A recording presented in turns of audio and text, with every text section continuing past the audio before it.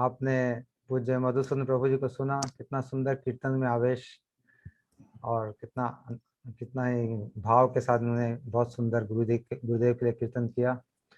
और जिन लोगों ने नवद्वीप परिक्रमा करी है वे प्रभु जी को जानते हैं। ये हमारे नवद्वीप मठ का पूरी देखरेख प्रभु जी आज से करीब 15 साल से कर रहे हैं, 2015-16 से ही। तो एक तरह से नवद्वीप वासी ही हो गए हैं। बहुत अच्छे बंगला बोलते हैं और एकदम लोकल, वहाँ के सब लोगों को जानते हैं ठीक से। लेकिन ये है ओरिजिनली जम्मू के।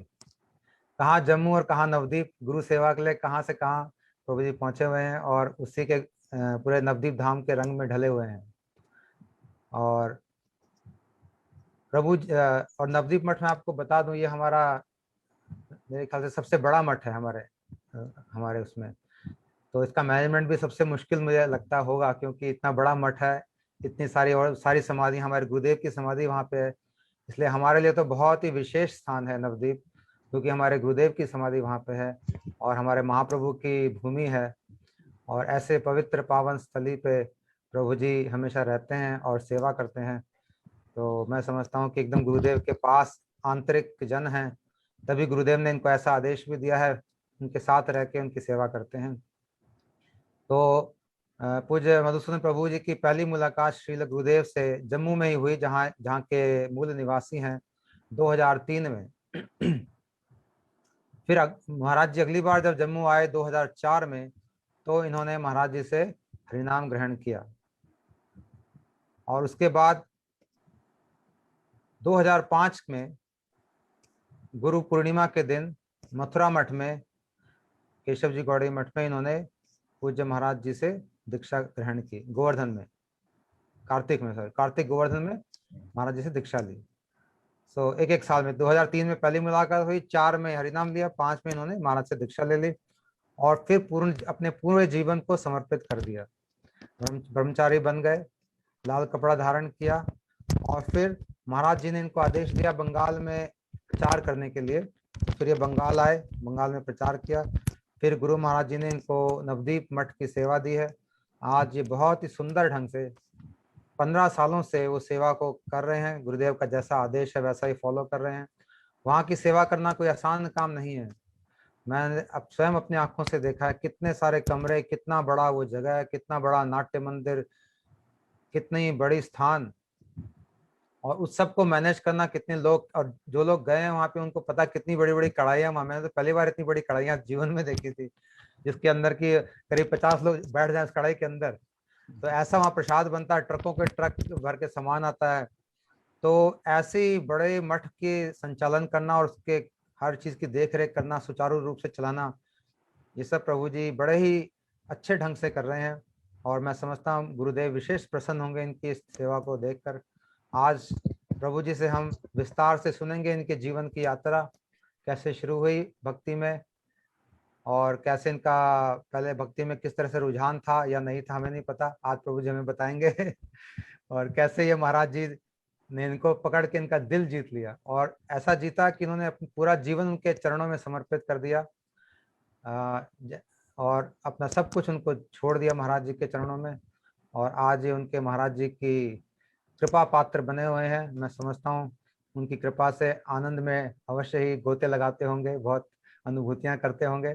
तो आज ये दिल खोल के हमें अपनी उन अनुभूतियों के बारे में कुछ बताएं, गुरुदेव की कृपा के बारे में हमें कुछ बताएं और अपने जीवन के बारे में भी बताएं, कैसे इनका जीवन कहाँ जा रहा था, कहाँ कैसे गुरुजी के पास आए, कैसे गुरुजी ने उसको एकदम सुंदर बना दिया और एकदम दिशा दे दी। तो प्रभु जी आपका बहुत बहुत स्वागत है, आपको एक बार फिर से दंडवत प्रणाम। हरे और कृष्ण, दंडवत हम प्रणाम लोग जी। बड़े लालायित थे आपसे सुनने के लिए आज। अरे कुछ बोल पाऊं तो तब बात है ना, कोई बात नहीं है। जो आपका आदेश है तो उसका तो पालन किया, इसके आगे क्या कह पाऊंगा क्या नहीं जो है। नहीं, आदेश नहीं, हमारा तो निवेदन आपसे, नर्म निवेदन आपके चरणों में। हम चल आप कोई बात नहीं है, जो वैष्णव के आदेश तो पालन करना चाहिए जो है, ठीक है। तो थोड़ी वंदना कर लूं, ठीक है। मंगलाचरण। जय जय श्री गुरु गुरु जय था। ओम अज्ञानतिम्रदस्य ज्ञानञ्जनशलाकया चक्षुरुन्मीलितं येन तस्मै श्री गुरुवे नमः। नमो विष्णुपादाय राधिकाय प्रियात्मने श्रीमद्भक्ति वेदांता नारायण गोस्वामी नामिने।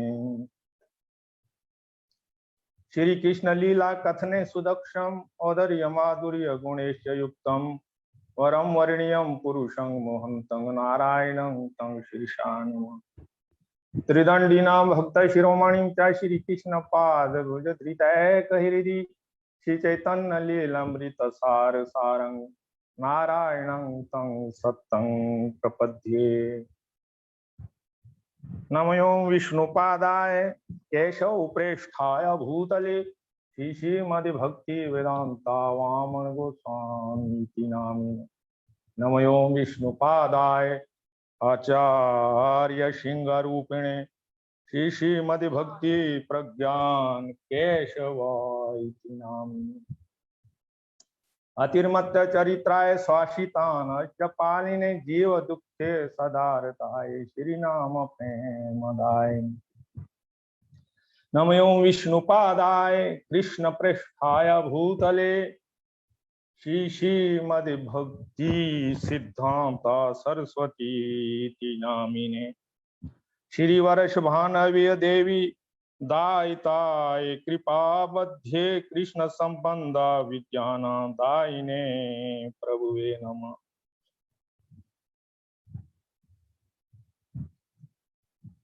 नमो विष्णुपादाय कृष्ण पृष्ठाय भूतले श्रीमद्भक्ति सिद्धांत सरस्वती नामिने। श्री वर्षभानवी देवी दायिताय कृपा बध्ये कृष्ण संबंध विज्ञान दायिने प्रभुवे नमः। नमो गौरकिशोराय साक्षात वैराग्य मूर्ते विप्रलंबार संबोधे पदम्बुजाय ते नमः। नमो भक्ति विनोदाय सच्चिदानंद नामिने गौर शक्ति स्वरूपाय रूपनुगावराय। गौरवीर भावा भूमिस्थो निर्दिष्टा सज्जन प्रिया वैष्णव सर्वभौम जगन्नाथाय ते नमः। वंशाकल्पत्रु भयश्च कृपा सिंधु भयवच पतितानां पावने भयो वैष्णवे भयो नमो नमः।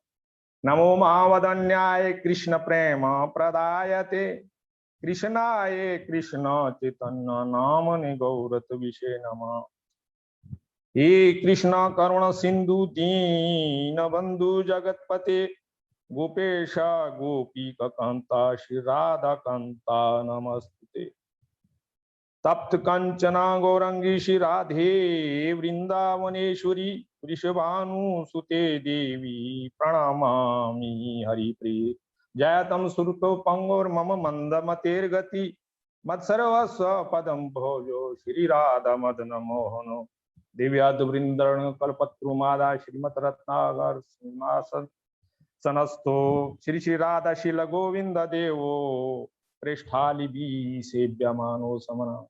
श्रीमन्रा सरासरंबी वंशी वटा तटस्थित कर्शन वेणु सुमनेर गोपी श्री गोपीनाथाय श्रेष्ठुना। वृंदाय तुलसी दिव्याय प्रियाय केशवस्य च कृष्ण भक्ति प्रदी देवी सत्यवत्यै नमो नमः। पंचतत्वात्मिकं कृष्णं भक्त रूप स्वरूपकं भक्तावतारं भक्तयक्षं नमामि भक्त शक्तिकं। श्री कृष्ण चैतन्य प्रभु नित्यानंद श्री अद्वैत गदाधर शिवासादि श्री गौर भक्त वृंदा। हरे कृष्ण कृष्ण कृष्ण हरे हरे हरे राम राम राम हरे हरे। जय रूप सनातन भट्ट रघुनाथ जीव गोपाल बड़दास रघुनाथ पिछाए गोसाई पुरी चरण वंदन जा होइते विघ्नाश अभिष्ट पुराण। सर्वप्रथम अस्मदीय गुरुपाद पदम नित्य लीला विष्णु पाद स्तोत्र परमांश स्वामी जगत गुरु योगाचार्य श्रील भक्ति वेदांत नारायण गोस्वामी महाराज के अभय श्री चरणों में मेरा कोटि दंडवत प्रणाम। तत्पश्चात समस्त गुरु परंपरा समस्त वैष्णव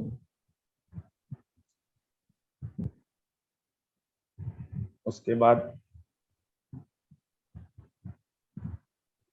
श्रीपाद अजय प्रभु के चरणों में और बाकी पिपासु भक्त वृंद जितने भी सुन रहे हैं उनके चरणों में मेरा यथायोग्य दंडवत प्रणाम सब है।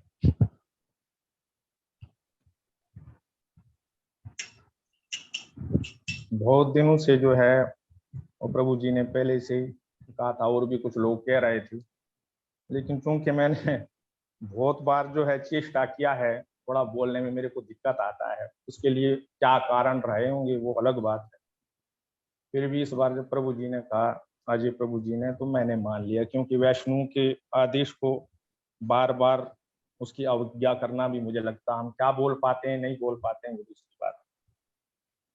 अभी थोड़ा इसको पास कर सकते हैं कैमरे को, पास में और पास थोड़ा में क्लोज कर दो मेरे ख्याल से, क्योंकि ना आपका ज्यादातर स्क्रीन खाली आ रहा है। हाँ पास और पास आ जाए। अच्छा, तो आपकी इमेज बड़ी हो जाएगी। हाँ और थोड़ा सा सेंटर में कर लो।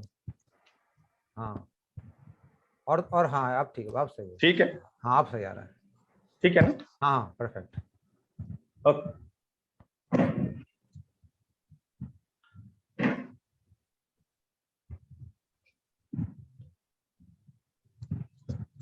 तो जैसे कि आपने पहले मेरा थोड़ा सा परिचय दिया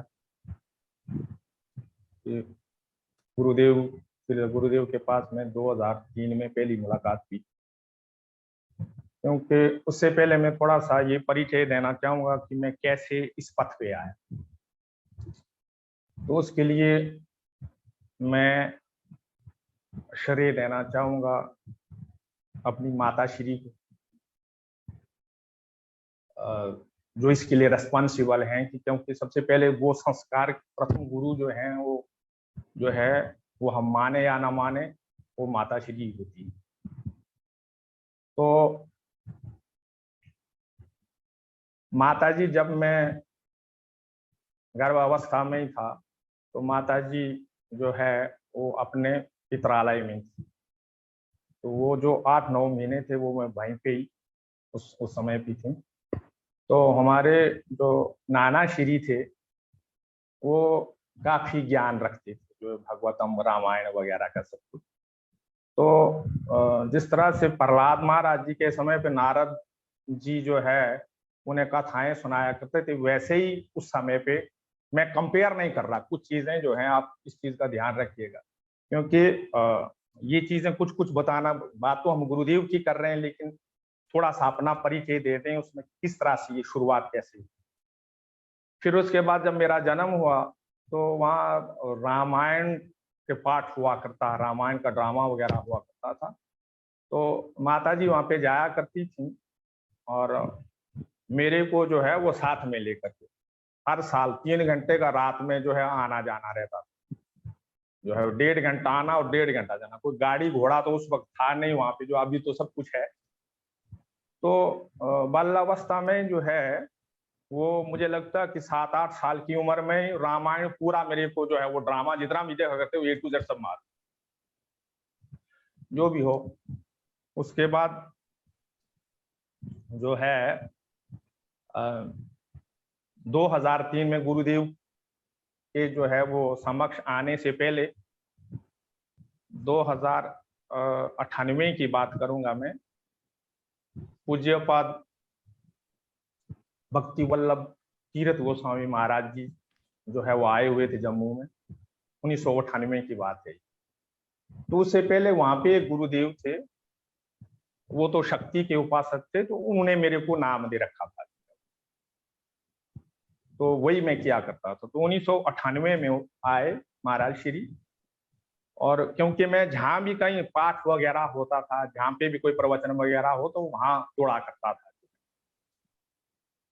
तो वो उनका अखबार में आया तो मैं चला गया उसमें जो है, और वहां नगर संकीर्तन रखा हुआ था जम्मू में। यदि आप गए हैं कि नहीं गए हैं, रघुनाथ मंदिर है वहां पे, रघुनाथ मंदिर बहुत बड़ा, जहाँ 33 करोड़ देवताओं को जो है वो किया गया है, उसमें वो प्रतिष्ठित है। एक ही मंदिर है हमारे इंडिया में जो जहाँ पे 33 करोड़ देवताओं को जो है वो प्रतिष्ठित किया गया है। वो शालिग्राम शिला रूप में है, वो सब कुछ पूरा मंदिर भरा हुआ है। तो वहां पे उनका पाठ वगैरह था, लेकिन पाठ का तो मेरे को नहीं मालूम। वहां पे नगर संकीर्तन, तो मैं उस नगर संकीर्तन में खड़ा है। तो नगर संकीर्तन में जो है वो इतना जो है वो नाचा हूं मैं उस नगर संकीर्तन में, बिना किसी की परवाह किए हुए जो है। नाचवा तो कुछ आता जाता, लेकिन वो श्री कृष्ण चैतन्य प्रभु नित्यानंदा यद्वत गदाधार शिवासी गौर भक्तवृंदा, ये सब कुछ हो रहा, समझ में तो एक शब्द भी नहीं आ रहा है। और वो पहली बार वैष्णव का दर्शन किया और वहां पे देखा कि जो है ये साष्टांग बड़े बड़े दंड लेकर के हैं, साष्टांग दंडवत कर रहे हैं, वैसे साधु देखे नहीं थे पहले। तो वो पूरा जो है वो नगर में संकीर्तन हुआ और उस पूरे नगर संकीर्तन में लगभग 3 घंटे में इतना नाचा हूं, पूरा जो है वो पूरा शरीर जो है तरबतर हो गया पसीने। तो बाद में उन्होंने प्रवचन दिया रघुनाथ मंदिर, और उन्होंने कहा कि आज का जो दिन है, आज के दिन के संकीर्तन में जिस किसी ने भी भाग लिया है, तो वो जहां भी आप जाएंगे ये दिन आपका जो है वो यादगारी दिन रहेगा। फिलहाल तो कोई जो है वो क्या कहते हैं, नरक में तो जाने का प्रश्न ही नहीं है, यदि कोई स्वर्ग में भी तब भी आपका ये दिन देखा जाएगा वहां। ये उनके वचन है। और ये दिन जो है आपका जो है टर्निंग पॉइंट होगा। तब तो मेरी समझ में कुछ भी नहीं आया कि क्या टर्निंग पॉइंट होगा नहीं होगा, ये चीज कुछ भी समझ में नहीं आई। बस ये है 1998 की बात। फिर 99 में मैं कहूंगा मेरा कुछ शरीर किसी वजह से खराब हो गया, तो उसमें जो है 9 दिन तक मैं उस वक्त जो है वो सबकॉन्शियस स्टेट में, मतलब कोमा में ही गई, कुछ भी मेरे को मालूम नहीं। वहां से निकलने के बाद मेरे कजिन थे, उनसे मेरे को ये Bhagavad Gita as it is हाथ लग गई, उन्होंने दी मेरे को। मैं काफी उस वक्त उसमें था, डिप्रेशन में।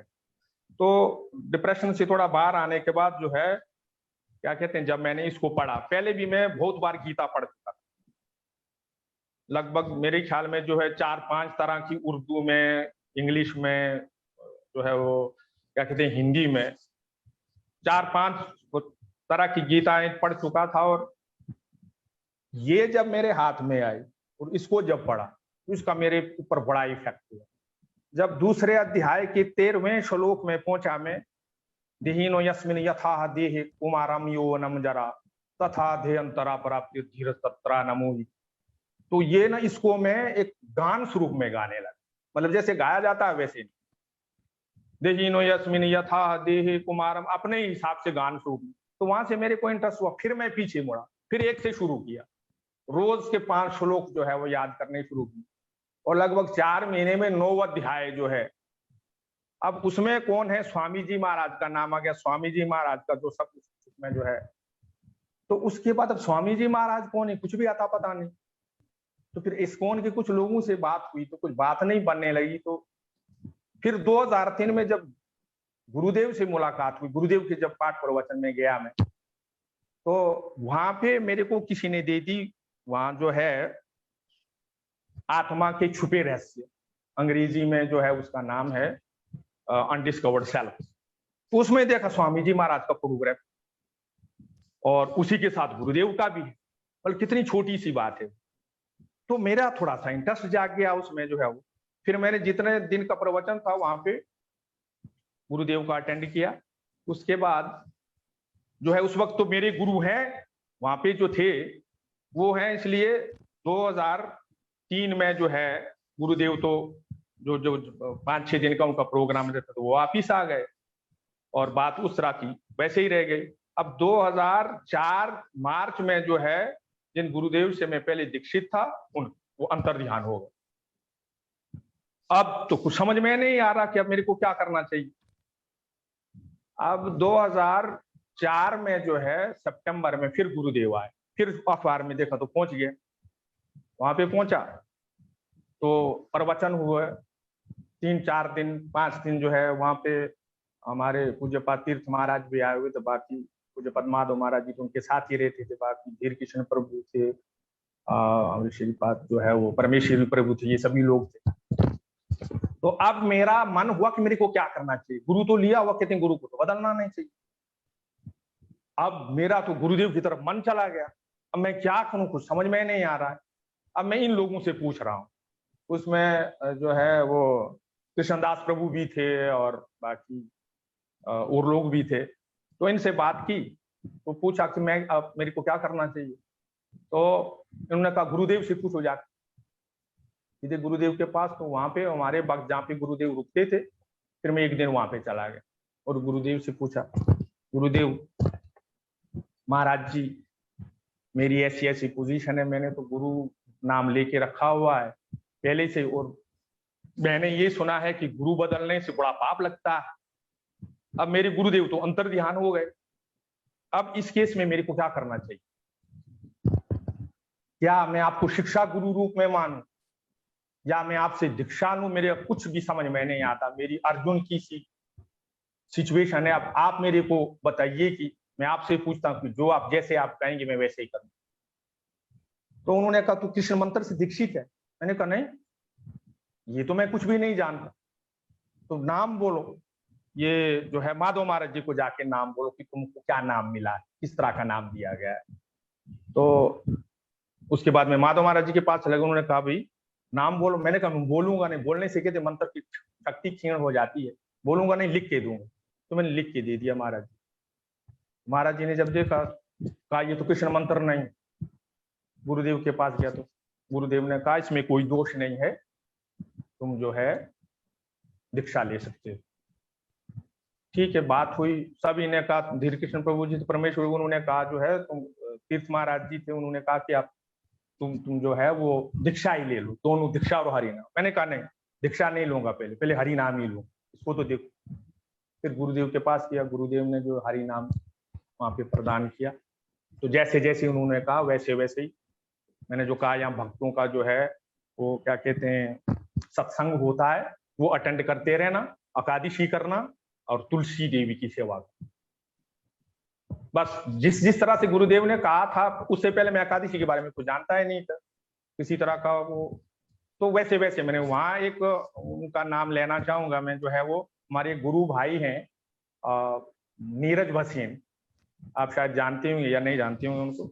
तो उनके संग में रहा मैं, उन्हीं का तो डेली जो है उसी तरह से, और एकादशी भी शुरू कर दी। तो उन्होंने ना मेरे को जो है वो आस्ता आस्ता, क्या मैं तेरी जगह पे होता तो क्या कहते हैं मैं तो मठ में चला जाता, गुरुदेव की सेवा करता, और तो वो बार बार एक ही बात अलापे जा रहे हैं। मैं उनके साथ चल रहा हूँ जो, और बाकी संडे संडे को प्रोग्राम हुआ करता था, तो रोज मैं उनसे जो है मतलब जो उन्हीं के पास जाकर के रोज तुलसी वगैरह की परिक्रमा करना, हरिनाम करना, बाकी का सब कुछ जो है। तो ये 2004 की बात है। 2005 में जो है वो मैंने प्रोग्राम बना लिया कि ना, जो हमारे राजेश प्रभु जी थे उनके साथ जो है वहाँ लोग मेरे को सब कह रहे हैं ये धाम में नहीं जाएगा जो है, तो ये इसका इच्छा ही नहीं है जाने। तो मैंने कहा मैं जो है वो जाने का टिकट करो। मैंने कहा मैं जाने का ही टिकट करूंगा, आने का नहीं करूंगा, जो भी हो। तो राजेश प्रभु जी के साथ प्रोग्राम बनाया, अब जाने का भी टिकट कुछ नहीं। अचानक इस तरह को मैंने कहा मेरे को भी चलना है, कुछ टिकट बिना टिकट के जो है वो टीटी के पास से टिकट बना। फिर आगे मथुरा में, तो मैं ये सोच रहा था कि गुरुदेव से मैं पूछूंगा कि मेरे को क्या करना चाहिए। तो जब गुरुदेव के पास आए और गुरुदेव से बात हुई, तो गुरुदेव ने कहा जो है राजेश प्रभु को, इसको जाकर के प्रेमानंद के हवाले कर, कोई कहीं नहीं जाना है, प्रेमानंद के हवाले करो। तो उसके बाद उन्होंने मेरे को प्रेमानंद प्रभु से परिचय करा दिया, वहां पे सेवा वगैरह शुरू हो गई जो है वो। तो वहां पे अब सबसे पहले जो है क्या कहते हैं सेवा मिली, प्रसाद के बाद जो है वो वहां पे वैष्णो वगैरह का वो, वहां पे तो जो है प्लेट्स वगैरह तो खुद ही सब ले लेते, बाकी का वहां सफाई वगैरह करना और बर्तन वगैरह साफ करना सुबह शाम में। तो मैंने जो है अपना एक बना लिया, क्योंकि एकदम डिफरेंट तरह की एक इन्वायरमेंट में आ गए। तो जो भी है वहां पे मैं एक चीज कोट करना चाहूंगा कि वहां पे एक मैनेजर थे उस वक्त, आपने जरूर देखे होंगे, वो जो आर्मी रिटायर्ड। अब एक दिन मैं लेट हो गया वहां पे, क्योंकि अकेला पड़ गया, 2-3 लोग हम जो है वो बर्तन साफ करते थे। तो उन्होंने, जब मैं गया लेट हो गया, जब मैं गया वो सो चुके थे, और मैं थोड़ा सा बाहर एक कमरा दे रखा था वहां पे रह रहा था, साथ में जहाँ पे लाइब्रेरी थी उसके ऊपर। तो मैं गया तो उनको उठाया, तो वो पहले उठने ही नहीं लगे, थोड़ा जोरदार करके उठाया। मैंने कहा मैं तो बाहर थोड़ा सजा, आज लेट हो गया। तो गया, दरवाजे में गया, जब गेट में गया, गेट में उन्होंने, वो इतने गुस्से हो चुके थे क्योंकि उनको नींद से उठना पड़ गया। अब मेरी क्या समस्या है वो तो उन्होंने नहीं देखा। जब गेट दरवाजे में पहुंचा तो उन्होंने पीछे से मेरी जो कमर पे लात मारी, और इतनी जोर से लात मारी कि मैं वो सामने सड़क में जाके गिर गया। ये कोट करने का मैं क्यों ये कह रहा हूं, इसके पीछे जो है कुछ लेसन है, इसलिए मैं आपको बता रहा हूं। अब मैं तो एकदम नया नया था, मैं एकदम पलट पड़ा उसको मारने के लिए जो है, और आधे रास्ते में एक स्टेप पे आया था तो वहां पर रुक गया। मैंने कहा अरे मैं तो मठ में आया हूं, मैं घर में तो हूं नहीं, तू क्या करने जा रहा है बेटा? तो मैंने अपने हाथ पीछे खींचे, क्योंकि बिना किसी कारण के और इतनी लात पड़ी कि मेरे दांत टूट जाते वहां पे। तो वहां से जो है मैं चला गया अपने उसमें। सुबह आकर के मैंने उनको दंडोत प्रणाम किया जो है वो, तो तब वो माफी मांगने लगे, शाम को बड़ा वो हो गया है। तो उसके बाद फिर वहां पे गुरु पूर्णिमा पे तो जो है रहे। गुरु पूर्णिमा के बाद जब वृंदावन में जो झूलन है, झूलन में तो वृंदावन में बहुत बड़ा प्रोग्राम होता है। उस प्रोग्राम में गुरुदेव तो बहुत सारे जो है वो भक्तों को बाहर से भी बुलाते थे प्रवचन के लिए, कथा के लिए। तो काफी जो वृंदावन के बहुत सारे लोग आया करते थे। तो वहाँ जो है वो प्रवचन भी सुना। वहाँ प्रवचन, गुरुदेव का प्रवचन, बाहर के जो लोग आए हुए थे, अपने बाकी के जो सन्यासी वगैरह थे, वहाँ के ब्रह्मचारी वगैरह भी कथाएं किया करते। तो वहां मैं इतना कुछ भावुक हुआ कि जो 3-4 दिन का वो प्रोग्राम था उसमें केवल मैं रोता रहा, केवल जो है वो इतना, मतलब वो तो बाद में अब पता चलता है कि वो असली वाले आंसू नहीं थे, वो वैसे ही जो है किस उस भाव में। लेकिन बहुत मेरे को इतना अच्छा लगा कि मैं एक ऐसी जगह पे आ गया, और गुरुदेव की कितनी कृपा है मेरे ऊपर। उसके बाद जो है गोवर्धन में, मैंने कहा आपको कि उसके बाद कार्तिक परिक्रमा शुरू हुई तो गोवर्धन में चले गए।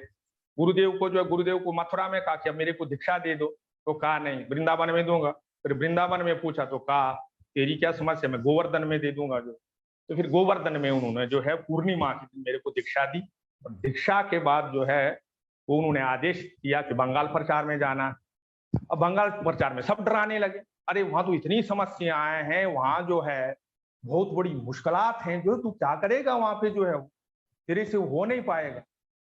तो जितने भी जो उसमें आए तो सब ने जो है मेरे को उल्टी सलाह दी।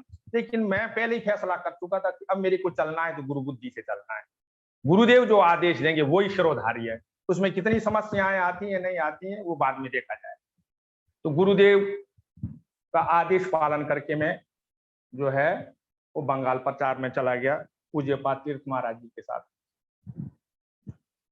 अब बंगाल प्रचार में तो मैंने वाकई देखा वहां सबसे बड़ी समस्या ये कि वहां पे तो पानी पीने को नहीं मिलता, नहाने को नहीं, और वो देख रहा हूं इधर से वो खा रहे हैं पी रहे हैं, उधर से वो जो है वो बाथरूम का पानी भी उसी तालाब में जा रहा है, उसी तालाब से पानी ला करके जो है वो ठाकुर जी के लिए भोग भी बना रहे हैं। मेरा तो दिमाग खराब हो गया। अब ना मैं वहां नहा पा रहा हूँ, ना जो है वो इतनी बड़ी समस्या होगी कि मेरे को क्या करना चाहिए। मेरे को ये समझ में नहीं आता कि ठाकुर जी कैसे खाएंगे। अब जो है वो इस तरह का जो सब कंटेमिनेटेड लग रहा था, हमने तालाब में कभी जो है कपड़े तक भी नहीं धोए, तो ये किस तरह का, जो अब मैं नहा भी नहीं पा रहा। अब 10-15 दिन बाद एक दिन जो है वो क्या कहते हैं, मैंने नहाने का मन बनाया, साफ सा तालाब देखा, बस तालाब भी गंदे हैं, साफ सा तालाब देखा, उसमें नहाने जा रहा हूँ सुबह सुबह। तो एक बंदा जा करके मतलब उसी में ही बैठ करके जो है वो सोच करने के बाद सब सफाई कर रहा है। तो मेरा और दिमाग खराब हो गया, वो नहाना वहीं पे छोड़ दिया मैंने वो वाला। अब दिमाग तो एकदम सेवा वेवा तो कुछ टुक टक कर रहा हूँ, लेकिन दिमाग में एकदम जो है वो इस तरह का बिगड़ा हुआ है मामला कि ये कैसे होगा, ये कैसे संभव हो। चलते चलते जैसे तैसे जो है वो एक दिन मैंने प्रोग्राम बना ही लिया कि नहीं अब नहीं रहूंगा, अब जो कुछ भी हो बैग वैग पूरा पैक वैक करके जो है वो निकलने का ही प्लान बना। अब पूज्यपाद तीर्थ महाराज थे जो है वो, उन्होंने पास में बुलाया, क्या क्या हो गया तेरे? अरे तू जो है वो हमारे गुरुवर्ग जब यहाँ पे प्रचार किए थे तो कितनी सारी मुश्किलात थी, ये जो कुछ है ये भी नहीं था और तू उनके ऊपर से जा रहा है, उनको भी सर पास करके तू जाए। तू तो बड़ी बड़ी बातें कर रहा था कि नहीं मैं अब गुरु सेवा करूंगा, गुरु सेवा करूंगा। तो उनकी बात सुन करके फिर जो है वह मैंने अपने कदम पीछे समेट लिए। कहने का मतलब यह कि गुरु कृपा किस तरह की चीज, वो कैसे प्रोटेक्ट करते हैं, वो सब उन्हीं की पावर है। हमारा जो है वो करतुम अकर्तुम अन्यथा करतुम, जो नहीं भी हो सकता वो भी, जो हो सकता है वो तो करेंगे, जो नहीं भी हो सकता वो भी जो है वो सब तो गुरुदेव का सारा प्लान। 3 महीनों का प्रचार हुआ, उसके बाद तो नवदीप में आ गए। अब नवदीप में आने के बाद मैं जल्दी जल्दी ये सोच रहा हूँ कि कब ये नवदीप परिक्रमा खत्म हो और मैं वृंदावन जो है वो वहां जाकर के रहूंगा। हाँ अच्छा, यहाँ सबसे बड़ी मेरी समस्या जो थी लैंग्वेज की समस्या। वहां पे एक और बात कहना चाहता कि बंगाल में विशेष करके जो हमारा ये जो फील्ड है, जो दक्षिण 24 परगना कहते हैं या उत्तर 24 परगना, वहां पे जाकर के क्या कि लोग जो है इतना भावुक और इतने श्रद्धालु हैं और साधु गुरु वैष्णव का इतना सम्मान और आदर करते हैं कि वो और कहीं पे भी नहीं मिलेगा, वो चीज नहीं मिलेगी। अब लोग आकर के जो है सब आकर के प्रणाम कर रहे हैं, पैर छू रहे हैं जो है, और हम लोगों का तो वो आदत है नहीं, वो जो है नमस्ते राम राम ज्यादा से ज्यादा कहीं अपने परिवार में वो होता है, बाकी का तो बाहर में तो सब यही चलता है। तो ये चीज तो बड़ी खल रही थी, अरे ये लोग जो है, मैं पैरों को हाथ ही लगाने नहीं दे रहा हूँ, इधर भाग रहा हूँ, जिधर भाग रहा हूँ उधर। 1 महीने तक वही ड्रामा चलता रहा। तो 1 महीने के बाद मैंने बड़े ठंडे दिमाग से सोचा, मैंने कहा अरे बेटा तू जो है तू काय को भाग रहा है, ये प्रणाम तेरे को है क्या, ये तो सब गुरुदेव को है, तो तू क्यों अपना इसमें बीच में जो है वो अपना अपनी टांग अड़ा रहा है, तू सीधा सरपास कर दे, तब जो भी करे वो सब गुरुदेव ये आपको प्रणाम है, उसका मनोभीष्ट तो आप जानते हैं, आप ही उसका मनोभीष्ट पूर्ण। अब नवदीप में आने के बाद तो मैं जो हूँ अब निकलने का विचार कर रहा हूँ। एक दिन पूज्यपाद माधव महाराज जी कहते हैं तेरा क्या विचार है भाई? मैंने कहा क्या विचार महाराज, तेरे को जो है वो अभी यहाँ पे जो है वो गुरुदेव कहते हैं कि तेरे को यहाँ पे रखना है। मैंने कहा नहीं नहीं महाराज जी ये नहीं हो सकता, ये सब आपका ही प्लान, ये गुरुदेव का प्लान नहीं हो सकता, मैं यहाँ पे कैसे रहूंगा जो है वो, नहीं नहीं तेरे को जो है गुरुदेव ने कहा दिया। मैंने कहा नहीं मैं तो नहीं रहने वाला। फिर गुरुदेव से बात करनी पड़ी। अब गुरुदेव तब भजन कुटीर में रहते, वो चले गए वहां पे जो है वो भजन कुटीर में, और शाम को जब गुरुदेव का वहां प्रवचन हुआ करता था, वहां पे स्टेज पे मेरे को महाराज जी ने बुलाया, कहा महाराज जी कहते हैं कि उसको स्ट्रेस मत करो, जहाँ पे रहना चाहता है तो वहां पे रहे। अब मेरा फिर दिमाग खराब हो गया, मैंने कहा अरे ये क्या हो गया, इसका मतलब गुरुदेव ही रखना चाहते थे मेरे को यहाँ पे। पहले तो मैं सोच रहा था कि महाराज जी ने अप्रोच किया होगा, पूज्य माधव महाराज जी ने अप्रोच किया होगा मेरे रहने के लिए, और जब उन्होंने कह दिया ये तो मेरा फिर दिमाग घूम गया, अब क्या करूं, अब गुरुदेव के पास अभी जाऊं तो तब भी नहीं। मैंने 3-4 दिन और बीच में बिता ली और फिर जाकर के भजन कुटीर में गुरुदेव के चरणों में जाकर के दंडवत किया। मैंने कहा गुरुदेव मेरे लिए क्या आदेश, तो गुरुदेव ने कहा कि जो है किस बारे में। मैंने कहा गुरुदेव मेरे को कहाँ पे रहना है, तू कहाँ रहना चाहता है। मैंने कहा गुरुदेव जहाँ पे आप रखें। अब मैंने वो अपनी बोली बदल, लेकिन जहाँ पे आप रखना चाहेंगे मैं वहां। तो कहा मैं तो, मेरा तो सबसे बड़ा मठ ये है नवदीप मठ, मैं तेरे को तो यहाँ पे रखना चाहता हूँ। अब मैं ना कुछ हाँ कर रहा हूँ ना कुछ ना कर रहा हूँ, मैं एकदम चुप हो गया। कहा तेरी क्या समस्या, मैंने कहा गुरुदेव मेरे को बंगला नहीं आता। कहा ये तेरी नहीं मेरी समस्या एक दिन तू ऐसी बंगला बोलेगा जो है वो तेरी को कोई नहीं पहचान पाएगा। जय हो मेरा भी एक समय पे ये बड़ा समस्या था, तो आज तू देख रहा है कि मैं कैसे परिवर्तन देता हूँ। बस मैंने गुरुदेव के चरणों में दंड, क्योंकि 3-4 दिन मेरा दिमाग फट रहा कि मैं जो कह रहा था गुरु बुद्धि से चलूंगा, और अब फिर मैंने वही वाला काम कर दिया। अब गुरुदेव को ये कहना पड़ेगा कि मधुसूदन जहाँ पे रहना चाहते उसको वहां पे रखो। तो जब ये आदेश मेरे को मिला, मैं तुरंत गुरुदेव के चरणों में दंडवत प्रणाम किया और भागा मठ में। तो उसके बाद तो चलता रहा जो है वो। और एक चीज मैंने बता दी कि जो है गुरुदेव मैं प्रत्येक उसमें ब्रजमंडल परिक्रमा में जो है वो वहां पे आया करूंगा, जो है मथुरा वृंदावन। तो कहा वो ठीक है जो है। तो वो हर साल जो है महाराज जी मेरे को भेज दिया करते थे यहाँ से। तो जब तक गुरुदेव थे तब तक मैं हर साल ही वहां पे जाया करता था। अब रिकॉर्डिंग जो है stop same recording. No problem. It means he's better in Oh, normal life, but you are in online. okay. But I will continue. Yes, because in online. Oh, yeah. अच्छा, तो उसके बाद जब 2010 में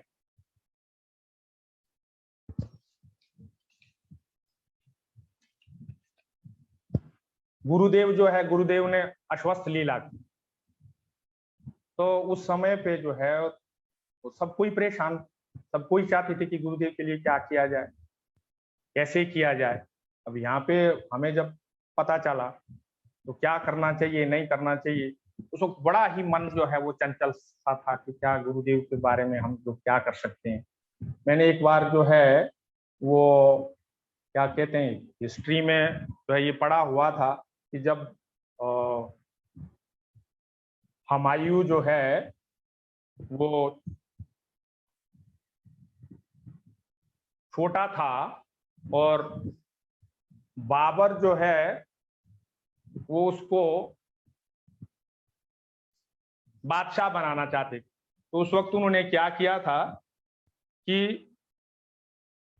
हुमायूं के इर्द गिर्द जो है वो 4 चक्कर लगाए, और 4 चक्कर लगाने के बाद जो है आप मेरे को देख पा रहे हैं? हाँ प्रभु जी ठीक है, बीच में तो थोड़ा लाइट चली सुन गई पा थी रहे मेरा। वो लाइट जी हाँ, चली जी हाँ, गई थी ना, बाकी का हाँ वापस आ सुनाई दे गई, रहा। ठीक हो गया। हाँ वो थोड़ा एकदम सा सुनाई दे रहा है, मेरे को कोई बड़ा दिक्कत डिस्टर्बेंस सा लग रहा था। तो मैं आपको बता रहा हूँ गुरुदेव के अश्वत्थ लीला के बारे में। नहीं। जी हाँ, जब 2010 में उन्होंने अश्वत्थ लीला की, तो उस वक्त ना वो सारे जो है पूरी दुनिया के जितने भी जो है पूरे विश्व के जितने भी भक्त थे, तो उनकी सबकी हालत खराब थी। किस तरह से क्या हो जो है वो क्या किया जाए गुरुदेव को लेकर के। तो मेरा जो है इस तरह का जो मैं आपको बता रहा था, ये अभी मैंने बताया थोड़ा सा कि वो हुमायूं और बाबर वाली बात। तो बाबर ने जो है वो 4 चक्कर लगा करके जो है उसने कहा मेरी आयु जो है इसको लग जाए। ये सुनने में अब क्या इसमें सच क्या है झूठ क्या है, लेकिन ये चीज मेरे दिमाग में थी। तो मेरे को ऐसा लग रहा था कि जो है वो क्या मैं ऐसा कर सकता हूँ, क्योंकि गुरुदेव का रहना बड़ा जरूरी है। हम लोगों का तो कुछ हम हैं कि नहीं इससे तो कोई फर्क नहीं पड़ता। तो इस तरह का एक दिमाग में वो बहुत दिन तक दिमाग में यहीं पे चलता रहा, और उसके लिए मैं वृंदावन में भी गया, जो है गुरुदेव उस वक्त गोवर्धन में थे। इस तरह का कुछ फिर मेरे को इस तरह का लगा कि जो है मेरा क्या ये अधिकार हो गया है, क्या हमारा अधिकार कि हम इस तरह से करें बस वो हो जाएगा, ये तो अनाधिकार की बात है सारी की सारी। तो अपने आप में वो सब फैसला करके जो है वो फिर मैंने उस चीज को उसी तरह से, लेकिन मान अंदर से ये चीज कर रहा था कि यदि इस तरह का कुछ हो सके, इसके बारे में किसी से बात भी नहीं कर सका। बीच में सोच रहा था कि किसी न किसी महाराज से बात करो, माधव महाराज जी से बात करो, या किसी से बात, क्या ये कुछ संभव है। लेकिन क्या वो तो जो है वो मेरी इस तरह की बात पे हंसेंगे जो है कि भाई ये कोई बात हुई, ये क्या कोई संभव बात है। तो जो भी हो, उस वक्त वहां पे गोवर्धन में जो है वो सब लोग यही सोच रहे थे कि अभी कार्तिक चल रहा है, हो सकता है गुरुदेव इसी वक्त अपरक्त लीला करें, लेकिन वैसा तो हुआ नहीं। फिर गुरुदेव जो है वो वहां से दिल्ली चले गए, हम लोग भी परिक्रमा भी समाप्त हो गई। उसके बाद मैं भी यहाँ पे आ गया जो है वो क्या कहते हैं नवद्वीप में, और फिर गुरुदेव तो आप जानते हैं कि दिल्ली से सीधे पुरी में चले गए, तो हम लोग तो प्रचार में निकल गए। अब कलकत्ता में थे उस वक्त जो है हमारे पूज्यपाद श्रीधर महाराज जी का भागवत सप्ताह चल रहा था, तो वहां पे थे हम लोग भी, और वहीं पे सुना कि ऐसे ऐसे गुरुदेव ने जो है वो अपरक्त लीला कर। फिर वहां से श्रीधर महाराज के साथ ही जो यहाँ पे आगे गुरुदेव भी वहां से आकर के जो है वो यहाँ पे, तब मेरे को पता चला क्यों गुरुदेव ने जब रखा था तब तो यही था कि गुरुदेव जो हैं वो यदि अपरक्त लीला करेंगे तो समाधि वगैरह तो जो है मथुरा वृंदावन में ही हुई, ये चीज भी पहले से दिमाग में थी, और गुरुदेव ने मेरे को यहाँ पे रख दिया। लेकिन यहाँ पे जब गुरुदेव ने समाधि यहाँ पे ले ली, तो वो एक तरह का ना अलग तरह का मेरे को अनुभव हो रहा था उस वक्त में। तो उसके बाद समाधि के बाद जो है वो उनके डीटी वगैरह का जो है वो विग्रह बनाने की जब बात आई, तो विग्रह का कहाँ पे क्या किया जाए जो है तो वहाँ कलकत्ता में जो है एक वो शिल्पी हैं, तो उनको ये काम दिया गया। अब वहाँ पे जो है हमारे रामचंद्र प्रभु जी थे, पूज्यपाद तीर्थ महाराज जी, पूज्यपाद माधव महाराज जी ने ज्यादा जोर लगाया हुआ, ये वाला काम जो है वो तुमको देखना है, डीटी कैसे फाइनल होती। अब मैं तो खुद को कुछ समझ ही नहीं रहा हूँ कि भाई मेरे को क्या, मैं कैसे इस चीज को फाइनल करूंगा। मैंने कहा ये तेरे को ही देखना है, वो कब फाइनल होती है इसका फाइनल जो। तो मैंने कहा ये शायद गुरुदेव की इच्छा होगी। प्रभु जी मैं कहता हूँ हमको 4 साल लगे, वो कितने चक्कर काटे हैं वहां पे जो है वो मैं आपको बता नहीं सकता, जो बार बार जाऊं और मेरे को पसंद ना आए। अच्छा इधर जो है वो उस वक्त प्रेमानंद प्रभु जी ने यहाँ पे लगाए हुए थे, क्या कहते हैं, यहाँ जो विग्रह बने हुए हैं ये फाइबर के सब, तो वहां पे वो भी शिल्पी बड़े बढ़िया थे, पुरी से जो आए हुए थे। अब उनको भी ये काम दिया गया। मैंने कहा भाई तुम भी देखो, अब वो भी बना रहे हैं जो है वो उधर, वो भी मैंने कहा जिसका जो कुछ भी होगा ठीक होगा। उन्होंने एक बनाया, तो हमारे पूज्यपाद रामचंद्र प्रभु जी आए थे, उन्होंने देखा तो उन्होंने उसको फाइनल कर दिया, कहा ये जो है ये ठीक लग रहा है। मैंने कहा नहीं ये चलेगा नहीं, मैंने बिल्कुल नहीं माना। मैंने कहा ये नहीं हो, मैं ये मानने के लिए तैयार नहीं। और मेरे को महाराज जी ने बता रखा हुआ है, तो वो मैं उसका, क्योंकि एक्चुअली उसके ऊपर मेरा इसलिए विश्वास था कि हमारे जो है पूज्यपाद भक्ति प्रमोद पुरी गोस्वामी महाराज जी का जो विग्रह है वो उन्होंने बनाया हुआ था। और वहां पे जो जब मैं पहली बार गया तो मैंने जबकि महाराज को देखा ही नहीं था, तो पहली बार जब मैं वहां पे गया था उनके दर्शन करने, तो मेरे को ऐसे लग रहा था, आपने देखा होगा वो विग्रह, मेरे को ऐसा लग रहा था जैसे महाराज जी अभी बात करेंगे, क्योंकि उनसे वो पूरा भाव झलक रहा था पूरी तरह से। उनका जो बाद में उनकी बाकी भी मैंने फोटोग्राफ देखे, तो उनका ना वो बिल्कुल मतलब उस फोटोग्राफ में उनका पूरा भाव झलकता था। तो विग्रह में भी वैसा, अभी भी आप यदि जाकर के देखेंगे उस विग्रह, तो मैंने कहा इसी बंदे से बनवाना है, भले जब भी तैयार करे तो इसी से। अब उससे हो ही नहीं पा रहा है। महाराज जी का विग्रह उन्होंने 1 महीने में तैयार कर दिया, और हमारे वाला जो है 2 साल हो गए, 3 साल हो गए, 4 साल होने को हैं और बात फाइनल नहीं हो रही। तो 4 साल के बाद जाकर के जो है वो जब फाइनल जो जब देखा जो है, तो मैंने कहा अब ठीक है जो है। उस वक्त हमारे क्या कहते हैं प्रभु जी भी आए हुए थे दिल्ली से, और उनका नाम है जो चैतन्य भागवत लिख रहे हैं, गोकुल चंद्र प्रभु, क्या नाम है? गोकुल चंद्र प्रभु। हाँ गोकुल चंद्र प्रभु। हाँ वो भी उन्होंने आए भी कथा सुनाई तो थी। हाँ तो तब मैंने कहा अब ठीक है, अब वाला ठीक है। तो फिर गुरुदेव का अब जो है वो आप तो आए हुए, आपने तो दर्शन किए हुए हैं, मतलब ऐसे लगता है कि जो भी जिन्होंने नहीं भी देखा वो भी कहते हैं कि ये तो बिल्कुल एकदम जो है वो क्या कहते हैं साक्षात विग्रह है। तो 2011 में जो है अब वृंदावन परिक्रमा में गए हुए थे, तो वहां पे जो है इस तरह का हुआ कि नहीं नवदीप का कुछ इस तरह का समस्या आया, तो यहाँ जो है वहां पे रेस्पॉन्सिबिलिटी लेनी है, वहां पे जो है वो देख रेख करनी है। तो मैंने कहा मैं तो ये कर नहीं सकता, और मैंने कभी देखा भी, मैंने कभी सोचा भी नहीं कि हम इस तरह का यहाँ पे। तो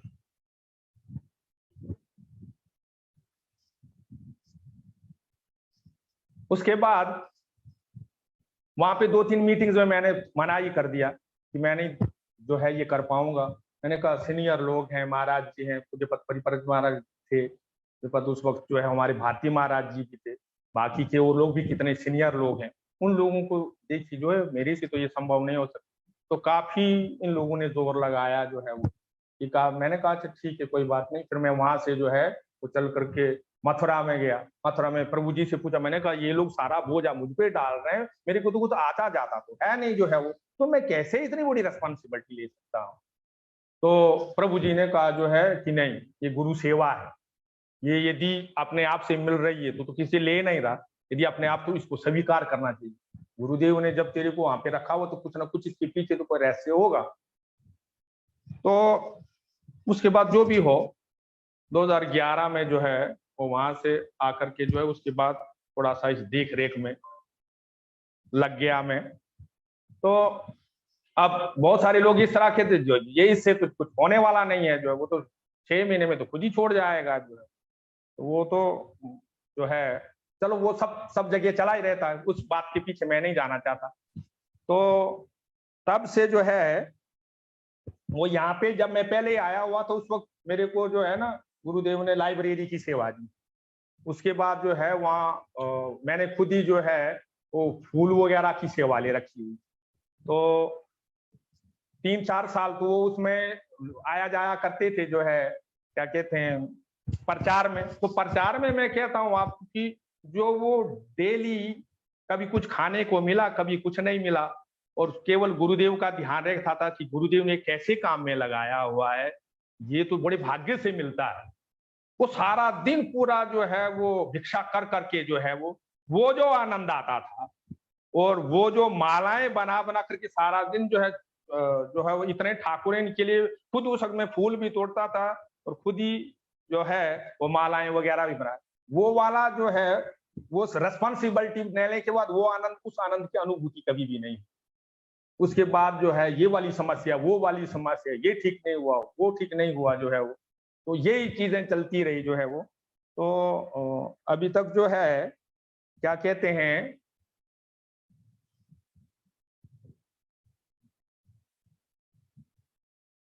अभी 2011 और ये 2021 तक ये यहाँ का जो है वो क्या कहते हैं देख रेख में हूँ। मेरे साथ यहाँ पे जो है मैन हमारे क्या कहते हैं वो पुजारी प्रभु, उनको जानते होंगे आप, दयानिधि प्रभु। तो उन्हीं के साथ रह करके जो है, क्योंकि हम लोगों का एक इस तरह का बाण था कि जैसे हमारे गुरुवर्गों ने, जैसे पूज्य पद भक्ति वेदांत वामन गोस्वामी महाराज जी, पूज्य पद भक्ति वेदांत त्रिविक्रम गोस्वामी महाराज जी जैसे हमारे गुरुदेव, उनका कैसी एक तरह की बाइंडिंग, कैसे निस्वार्थ भाव से एक दूसरे का जो है वो सम्मान करके एक दूसरे का, मैंने कहा सब लोग यदि साथ में नहीं आए, लेकिन हम लोगों को जितना निष्कपट भाव से इस सेवा को हम कर सकते हैं, तो उसने काफी जो है रेस्पॉन्सिबिलिटी बेचारे ने संभाली हुई है, क्योंकि उसी के उससे हमारे इस में एक ऐसी इस तरह की बाइंडिंग थी कि जो है वो पूजा का काम भी है, बाकी का भी, और सब कामों में जो है वो बड़े एक्सपर्ट हैं। तो हमने मिलजुल करके अभी तो आप जैसे कह रहे हैं कि बहुत सारी सेवा की है मैंने, बड़ा जो है मैंने क्या कहते हैं गुरुदेव के लिए ये किया वो क्या, वो कुछ भी नहीं किया है। सिर्फ ये माना कि गुरुदेव आप ही करता धरता है। बहुत सारी अनुभूतियां भी मैंने नहीं की जो है वो, बहुत सारा गुरुदेव के प्रति जो एक प्रेम होना चाहिए वो भी आज तक जो है मैं उसकी भी अनुभूति नहीं कर पा रहा हूं कि गुरुदेव ने जो कुछ दिया, गुरुदेव की जो कृपा है, क्योंकि गुरुदेव के जो है वो ऋण तो हम कितने जन्म लेने के बाद भी उससे वो ऋण नहीं हो पाएंगे। लेकिन अब जब तो गुरुदेव थे तब तो उनको समझ ही नहीं पाए। गुरुदेव ने जब जो है वो अपरक्त लीला की, तो तब एक ऐसे बच्चे की सी हालत की जैसे वो 2-3 साल का बच्चा होता है ना, और उसका पिता ना रहे तो वो दूसरे बच्चों के साथ खेलता है, उस तरह की जो है वो। अब कुछ समझ में आ रहा है कि नहीं, हमने किस चीज को जो है वो उस वक्त वो समझ में नहीं, क्योंकि केवल एज होने से ही जो है वो सब कुछ फर्क नहीं पड़ता। क्योंकि अब मैं आपको बताता हूँ कि इस वक्त जो है वो विशेष करके जब से गुरुदेव की स्मृतियां ये प्रोग्राम स्टार्ट हुआ, और इसमें जो वो छोटे छोटे बच्चों को देख करके, जो मैंने जैसे आपसे भी बताया था कि आपकी वो छोटी सी बच्ची, उसका 10 मिनट का प्रवचन सुन करके जो मेरा दिमाग घूम रहा था कि देखो इतने सारे बच्चों का इस तरह जिन्होंने गुरुदेव को ठीक से देखा। अभी में मैं देखता हूं कि जो भी बाहर से जो क्या कहते हैं विदेशों से भी जिन्होंने टेलीफोन पे जिनका मोबाइल पे हरि नाम हुआ है, उन बच्चों का जब यहाँ पे भाव देखता हूं तो अपने पे रोना आता है। जब मैं जो है गुरुदेव की स्मृतियों में जो गृहस्थ भक्तों की कथाएं सुनता हूं तो मेरा माथा शर्म से झुक जाता है कि भाई हमने तो पूरा अपने हिसाब से एक शब्द, आप लोग तो समझते हैं जैसे अभी बड़ी बड़ी तारीफों के पुल बांध रहे हैं, लेकिन उससे तो मेरे को नहीं ना फर्क पड़ने वाला। फिर मैं जानता हूं कि हमने जो है जो कुछ करना चाहिए था वो नहीं हो पाया। जो गुरुदेव दे रखे थे कि छोटा सा संसार करने के लिए जो है वो क्या कहते हैं जो जिसका कोई अस्तित्व नहीं, उसमें भी व्यक्ति जो है वो अपने उस छोटे से संसार को ठीक से चलाने के लिए दिन रात कैसे क्या न क्या से क्या नहीं करता। और हम लोगों को जो सबसे उत्तम वस्तु है वो गुरुदेव ने दे के रखी, लेकिन उसको ठीक से आज तक भी जो है वो समझने में नाकाम। क्योंकि यदि समझ आ जाती तो क्या हम सीरियस नहीं हो जाते। मेरे को बहुत सारे लोग ने तू बड़ी इतनी बड़ी रिस्पॉन्सिबिलिटी संभाल करके जो है इतने बड़े मठ को चला रहा है, लेकिन प्रभु जी मैं सच्ची बात आज कहूंगा, मैंने जब से ये responsibility as a care taker Gurudev का एक अदना सा जो है एक मतलब जो है वो क्या कहते सेवक मान करके, यदि गुरुदेव अपना कुत्ता भी मान लें कि नहीं ये मेरा कुत्ता है, कुत्ता कितना वफादार होता है। कुत्ता जो है वो तो जूठा खाता है, जूठन खा करके वो अपने मालिक के लिए जो है वो अपनी जान तक भी दे देता है, ऐसा भी देखा गया। और हम लोगों के लिए सबसे पहले निकाला जाता है। ये जो है अभी साधु गुरु वैष्णव के लिए अभी शुरू नहीं किया, जो नई से नई चीज हो वो साधु गुरु वैष्णव के लिए रखनी चाहिए। तो उनकी कितनी हमारी कितनी रिस्पॉन्सिबिलिटी बनती है। तो गुरु सेवा में गुरुदेव तो यही चाहते थे, मैं अभी तक भी खुद से तो मेरे को कोई सेटिस्फेक्शन नहीं है।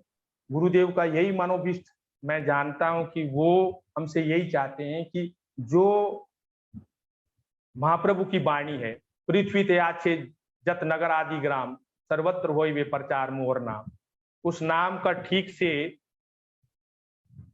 हम जाप करके नाम को जो है इसको समझ करके, ये तो समझने की क्योंकि कृष्ण नाम जो है वो इंद्रियों के द्वारा तो ग्रहित नहीं है, इंद्रियां जो है इसको ये तो अपराकित है। लेकिन फिर भी यदि ठीक से जैसे गुरुदेव की इंस्ट्रक्शंस हैं, जैसे उन्होंने हमको बताया, जैसे सेवा के लिए बताया, तो आस्ता आस्ता करते करते एक चीज का मैं बहुत बड़ा एक चीज का मेरे को दुख है, गुरुदेव ने एक चीज जो है मतलब जो अध्ययन करने के लिए एक चीज मैंने सुन रखा था कि जो ना गुरु सेवा कीजिए उसमें अपने आप ही वो सब कुछ प्रकाशित हो जाता है। लेकिन क्या उस तरह की सेवा की है, क्या उस तरह की सेवा हुई? वो भी क्योंकि बहुत सारे तो जैसे गौरकिशोरदास बाबा जी महाराज थे या भागवतम में बहुत सारे ऐसे जो है जो लोग पढ़े लिखे नहीं थे, उन्होंने भी जब गुरु सेवा की है, लेकिन वो गुरु सेवा। और मैं एक चीज तो हम लोगों ने तो केवल वो ईंट पत्थर को ही पकड़ करके जो है वो इसको जो है वो संभाल करके इसको ही इसका नाम गुरु सेवा दे रखा हुआ है। गुरु सेवा को तो समझना ही बड़ा मुश्किल है। गुरु सेवा तो जहां तक अब मैं समझ रहा हूँ वो तो इस शरीर से होने, ये तो हम रिहर्सल मात्र कर रहे हैं। गुरु सेवा तो तब होगी जब उस स्तर पे हम जाएंगे, वो तो जब उस मानसिक स्तर पे हम पहुंचेंगे, जब उस अपराकित उसमें जो हम प्रवेश करेंगे तब तो जो है अभी तो हम अपना साधन कर रहे हैं जो है वो साधन भी ठीक से नहीं हो रहा।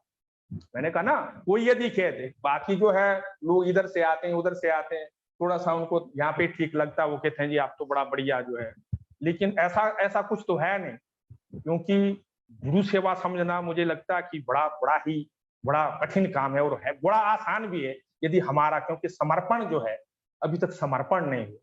तद विधि प्राणिपातेण परिप्रश्नेण सेविया उपाधिक्ष्यन्ति ते ज्ञानम ज्ञानी न सतुदर्श।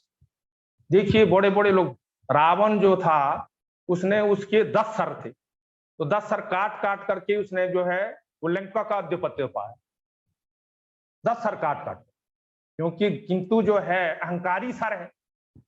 और जब विभीषण जी जो है रावण को छोड़कर जब उसने लात मारी और विभीषण जी चले गए किसके पास? रामचंद्र जी के पास, और उन्होंने अपना एक सर छोटा सा वो जाकर के राम जी के चरणों में जब झुका दिया और उन्होंने उनको लंकेश संबोधित किया। तो लंकेश जब संबोधित, उन्होंने कहा जी नहीं आप समझ रहे मैं रावण हूं, मैं रावण नहीं, कहा अपने लंकेश का जो है वो। तो कहा नहीं नहीं, लंकेश जो है आज से तेरे को मैंने लंका का आधिपत्य दे दी। जहां 10 सर काट करके जो जिस चीज की प्राप्ति नहीं होगी, अपना सर थोड़ा सा झुका करके उस चीज की प्राप्ति होगी। तो ये जो हमारा अहंकारी सर है, मैं अपनी बात कर रहा हूँ, क्यों हमारा कह करके दूसरे लोग ना ये समझने लगे कि मैं सबको ही अपने साथ मिला रहा। तो इस चीज का जो है, क्योंकि जब तक समर्पण नहीं आएगा तब तक जो है वो वाली अनुभूति, वो वाली चीजें जो, क्योंकि गुरु कृपा लेने के लिए इस चीज को हमने, देखिए एक तरफ इंद्र देव है, इंद्र ने जो है वो थोड़ी सी गुरु की अवज्ञा की तो स्वर्ग से जो है वो च्युत होना पड़ा। और दूसरी तरफ बलि महाराज असुर हैं, बलि महाराज ने अपना सर थोड़ा सा नीचा किया तो सुतल का राज्य, तो वहां का राज्य तो मिला ही जो है वो, और साथ में ठाकुर जी जो है वो उसके क्या कहते हैं, उसके द्वारपाल बनेंगे। तो अब ये है कि गुरुदेव ने तो अभी तक भी जो है, मैं आस लगाए बैठा हुआ हूँ यहाँ पे कि, क्योंकि मैं जब अपने गुरु भाइयों को देखता हूँ, विशेष करके अपने गुरु बहनों को देखता हूँ कि वो गृहस्थों में बैठ करके जो है वो गृहस्थ में रह करके भी जो है उन्होंने कितनी उन्नति की हुई है। हमारे जो है गुरु भाई हैं, जैसे आप रोज कथाएं सुनते हैं, हमारे पूज्यपाद जो है संजय प्रभु जी हैं, कृष्णदास प्रभु जी हैं, विजय प्रभु जी हैं, हमारे बोधायन महाराज जी हैं, और उत्तम प्रभु जी, इस तरह के जो है वो कितने दूसरे गुरु भाई हैं। वहां पे जब मैं देखता हूँ खुद को, हमारे पूज्यपाद कृष्णदास प्रभु जी जो है वो 2011 में, 2005 में आया हूँ और 2011 में आए हूँ। तो जब मैं उनकी तरफ देखता हूँ तो अपने आप ही यहाँ पे लगता है, क्योंकि यहाँ पे गुरु सेवा कितनी की है हमने। तो गुरु सेवा उद्यम मचाने से गुरु सेवा नहीं हो जाएगी। मन को कैसे, कहाँ पे हमने जाके स्थित किया, हमारा लक्ष्य, क्योंकि गुरुदेव देखिए एक चीज की बात करते, लक्ष्य यदि निर्धारित हो जाता है, ये सबसे बड़ी बात।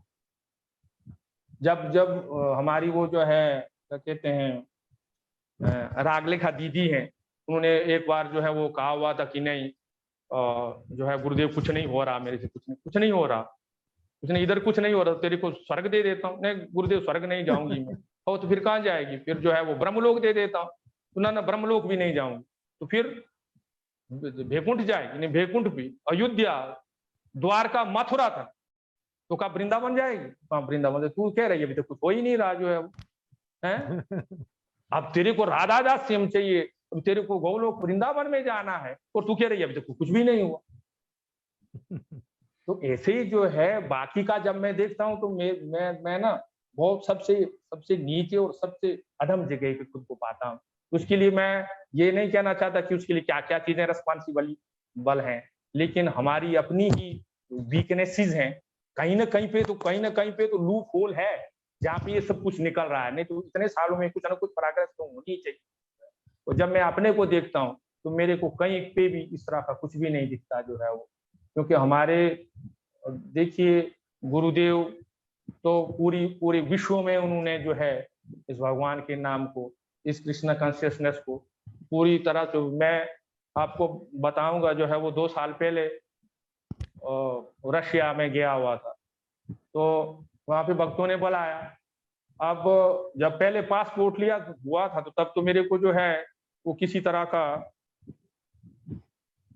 एहसास नहीं था कि सच्ची हो जाए। मैंने कहा वीजा कैसे लगेगा जो है वो, चलो देख लेते हैं, तो ले लिया। जब उन्होंने टिकट विकट वगैरह करके भेज दिए तो मेरा उसमें दिमाग खराब हो गया। मैंने कहा मैं जाकर के क्या करूं, मेरे को तो कुछ आता जाता तो है नहीं जो है वो, कैसे क्या होगा। तो लास्ट तक मैं पूरी तरह से परेशान हूँ, मैं कैसे क्या करूंगा जो है, ये कैसे होगा। अब लोग तो, क्योंकि मेरे को सबसे बड़ा ये था कि जो है मैं तो गुरुदेव को रिप्रेजेंट करने जा रहा हूँ, तो इसका मतलब मैं यदि ठीक से नहीं कर पाता हूँ तो उनकी रेपुटेशन ही तो खराब होगी। जो लोग तो इस तरह से जो है वो आस लगा करके नहीं इंडिया से कोई आ रहा है और मेरे वहां जाने से। और उसके लिए मैं एक और बात बताना चाहता हूँ कि जब यहाँ की रेस्पॉन्सिबिलिटी मेरे को दी गई थी तो उस वक्त बड़ी समस्याएं आई हुई, उन समस्याओं पे मैं जाना नहीं चाहता। वो यहाँ तक मतलब वो था जो है कि मतलब जान का भी जो है वो जाने का वो था, इतना तक वो मेरे ऊपर वो किया गया। ठीक है ना। लेकिन हमने सोचा कि मेरे को यदि मरना है तो गुरु, कई लोगों ने सलाह दी थी कि तुम यहाँ से चले जाओ जो है, ठीक है, यहाँ से जो है क्या कहते हैं। तो मैंने कहा मैं जहां भी जाऊंगा तो वो वहां पे भी सब कुछ होगा। और गुरु सेवा करते करते तो मैंने ये सुन रखा था, गीता में पढ़ा हुआ था कि श्रुति नाम श्रीमतम गे ही योग भ्रष्ट अभी जाया थे जो है, वो यदि करते करते जो गुरु सेवा ठाकुर सेवा करते करते यदि प्राण भी चले जाएं तो फिर से वो ठीक जगह पे जन्म मिलता है, वहीं से शुरू करना होता है, कोई बात नहीं। तो ऐसे यदि गुरु सेवा छोड़ करके जाएं तो इसी तरह से वो रशिया वाला मामला मेरे को बड़ा जो है अजीब गरीब लग रहा कि अब मेरे को क्या करना चाहिए। अब किसी को बता तो नहीं पा रहा हूँ, लेकिन अपनी जगह पे बड़ा डिस्टर्ब कि क्या करना चाहिए। अब ट्रेन की टिकटें होती तो शायद कैंसिल भी करवा दी, अब सब प्लान का है मामला, इधर से भी जाने का उधर भी जो है वो सब कुछ, वो तो सब प्लान वाला मामला। तो मैं प्रभु जी आपको कहूंगा कि गाड़ी जो है यहाँ से 9 बजे है, 11 बजे और 9 बजे तक मेरा कोई पैकिंग वैकिंग ही कुछ नहीं। तब तक मैं सोच रहा हूँ कि कैसे इस चीज को कैंसिल किया, जो भी हो। 9 बजे जो है वो अपना पैकिंग शुरू किया, जो कुछ था उसमें डाला अपने बैग में और जाकर के गुरुदेव को दंडवत। मैंने कहा गुरुदेव मैं तो आपको रिप्रेजेंट करने जा रहा हूँ, मैं कुछ नहीं जानता, क्या होगा नहीं होगा ये आपके ऊपर निर्भर करता है। अच्छा होगा तो आपका और बुरा होगा तो मेरा, लेकिन वो भी मैं चाहता नहीं जो है। तो अब आप जानिए। दंडवत किया जा करके और निकल गया। लेकिन तब तक मेरे सर पे जो है वो पूरी तरह से ये एक तरह का बोझा फील कर रहा हूँ कि नहीं ये सब गड़बड़ कर दिया है मैंने। तो जब वहां गया, वहां पे प्रोग्राम वगैरह शुरू किए, लोगों ने तो बड़ा अच्छी तरह से वहां पे ट्रीट किया। और पूरे रशिया के अंदर मैं आपको कहूंगा कि इतना बढ़िया तरीके से जो है वो सब कुछ हुआ। और एक जगह पे मैं आपको कहता हूँ, उस वक्त कृष्ण जन्माष्टमी थी, तो वहां पे प्रोग्राम किया। तो वहां पे मैंने उन लोगों का मैंने कहा जो आप थोड़ा सा ड्रामा का व्यवस्था करेंगे। उन्होंने कहा ठीक है करते हैं। तो वहां वो कुछ बच्चों ने जो है उस तरह का प्रोग्राम किया। अब मैं बैठा हूं और जब उन्होंने प्रोग्राम किया वो प्रभु जी इतना परफेक्ट था, इतनी परफेक्शन थी उसमें कि मेरे को एकदम गुरुदेव का स्मरण हो गया। और आपने देखा होगा जब वो क्या कहते हैं आपके वहां पे गोवर्धन वगैरह में या वृंदावन वगैरह में कई बार प्रोग्राम हुआ करते थे और गुरुदेव फिर उन सबको बुला करके और आशीर्वाद दिया करते थे। कितने गुरुदेव खुश होते थे। मैंने वो उस वक्त और मैंने वहां पे जो देखा हुआ था, गुरुदेव की आंखों में जो ना आंसू भी आ जाते थे। तो उस वक्त मेरे को समझ में नहीं आ रहा था कि ये सब कुछ ड्रामा देख रहे, गुरुदेव की आंखों में आंसू। तो वहां पे जब गया, अब मेरे गुरुदेव का स्मरण, और मैं खुद को रोक नहीं पा रहा हूं। उधर तो व्यासासन पे बैठा हुआ हूं और इधर से हो रहा कि यदि मैं यहाँ पे जो है कि मेरे आंसू आ जाएंगे तो किस तरह का लगेगा जो है। मैं पूरी तरह से उसको कंट्रोल करने का प्रयास करता हूं और अल्टीमेटली वो कुछ भी नहीं। मेरे को ये लगा कि लेकिन बच्चों ने कितना बढ़िया तरीके से प्रोग्राम किया। आज यदि मेरे गुरुदेव यहाँ पे होते तो कितना इन बच्चों को आशीर्वाद करते, लेकिन मैं तो इस पोजीशन में नहीं कि इनको आशीर्वाद कर सकूं जो है। मैं क्या करूंगा जो है। कितना मेरे को आनंद हुआ, जैसा आनंद वहां पे, लेकिन वहां तो इनको कोई आशीर्वाद देने वाला था। उस वक्त गुरुदेव की इतनी मेरे को जो है इस तरह का। तो वहां पे लास्ट में जो है मैं पूरी तरह से जो है वो मतलब इस तरह से वहां से निकलने लगे, मैं रोक ही नहीं पा रहा हूँ। और जितने भी वहां पे भक्त वगैरह थे वो सभी जो है वो उस भाव में भावित हो गए। तो पूरा उसमें जो है वो पूरा महीना भर मेरे कुछ भी पता नहीं चला। तो वहां पे ये जो एक ही चीज जो मन में रही कि ना ये सब गुरुदेव कर रहे हैं। आज तक एक ही चीज मैंने माना हुआ कि जो कुछ आप जैसे कह रहे हैं ना कि मैं इतने साल से मठ संभाल रहा हूँ, मैं कुछ नहीं संभाल रहा। मैंने हर समय एक ही चीज, गुरुदेव I am just a puppet. अब जिस तरह से आप सब कुछ देख रहे हैं, मेरा जितना अपना थोड़ा सा इंटेलेक्ट है ये आपकी उसमें रहा जो है वो, लेकिन करता धरता आप, I am not the doer. ये सब कुछ आपका है। आप ही इस चीज को जो है वो ठीक से देखिए। और मेरा जहां तक जिस तरह से हो सकता है तो अपनी तरफ से जो है वो, लेकिन ये है कि चेकिंग में यहाँ पे आपको लग जाता है। मैंने आपको कहा ना कि जब खुद को मैं चेक करता हूँ, दूसरों को देखता हूँ, मैंने कहा ना डिफरेंस कि हमसे बाद में लोग आए, वो उनका भाव, उनका गुरुदेव के प्रति निष्ठा, उनका गुरुदेव के प्रति प्रेम जब मैं देखता हूँ तो मेरे को अपना जो है कुछ नजर ही नहीं आता। जो तो एकदम ये कठोर हृदय एकदम पाषाण सदृश है जिसके ऊपर आज तक कुछ भी असर नहीं। क्योंकि सच्ची बात क्या नहीं, मुझे लगता है कि कोई लज्जा नहीं होनी चाहिए। ठीक है ना। बाकी करना तो चलो, करने को तो संसारी लोग भी, सभी लोग तो कुछ ना कुछ करते रहते, वो तो एक तरह की बात है। लेकिन जहां तक गुरु सेवा का सवाल है, और फिर आपको जो पूरी तरह से एक चीज का मौका है, उस मौके का भी यदि आप ठीक से फायदा नहीं उठा पाएंगे तो फिर उस चीज का क्या कहेंगे हम, ठीक है ना। तो चलो, वो गुरुदेव पे ही सारा निर्भर करता है कि वो किस तरह से आगे चलाएंगे। जितना समय कहीं बचा हुआ है वो भी मैं कहता हूँ कि ये जो टुक टक जो कुछ हो रहा है, और गुरुदेव वो शक्ति दें कि और ठीक से और उत्साह से जो है, जब कभी जो है वो भक्त लोग आते हैं, आप जैसे लोग आते हैं, तो वो जब देखते हैं उनके मुख से थोड़े आनंद की बात सुनते हैं, तो उससे थोड़ा सा आनंद मिलता है कि ना, चलो इन लोगों को कम से कम अच्छा लगा यहाँ पे, ठीक है। क्योंकि यहाँ देखिए, मैं उस मूड को, गुरुदेव के उस भाव को कंटिन्यू रखना चाहता हूँ, क्योंकि वरना लोगों को कैसे लगेगा कि वो गुरुदेव के पास आए हुए हैं। मैं नहीं चाहता कि उसमें किसी तरह की कोई कमी हो।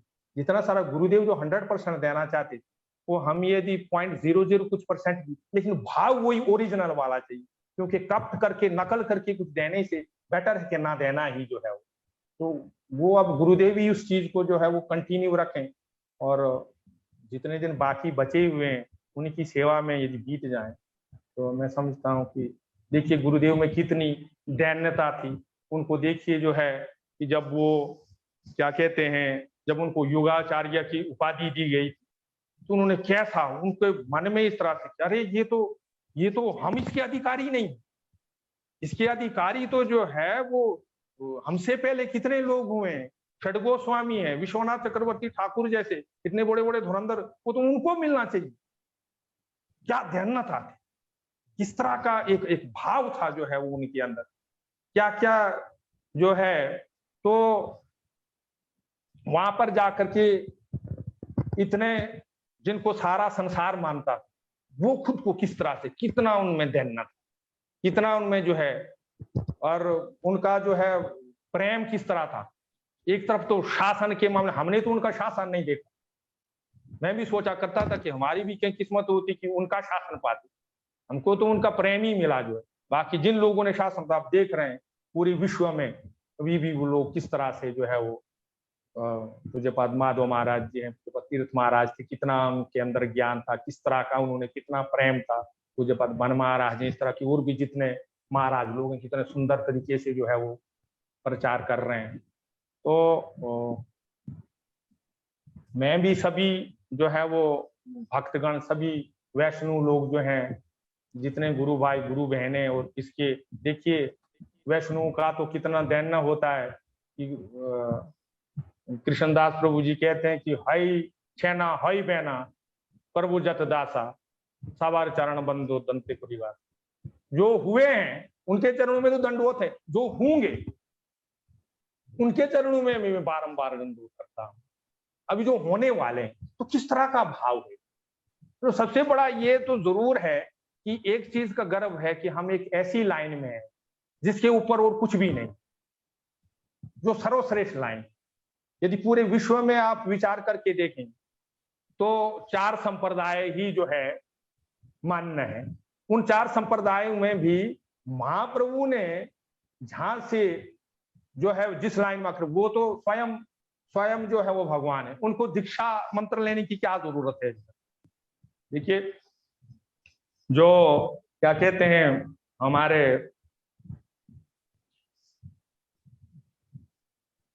अद्वैत प्रभु जो है, अद्वैताचार्य प्रभु, उनका जो है वो छोटा सा बच्चा, और वहां पे जब आते हैं एक सन्यासी आते हैं और वो पूछते हैं कि चैतन्य महाप्रभु का गुरु कौन था, तो तुरंत जो है अद्वैताचार्य प्रभु ने कह दिया उनके गुरु तो जो है वो क्या कहते हैं,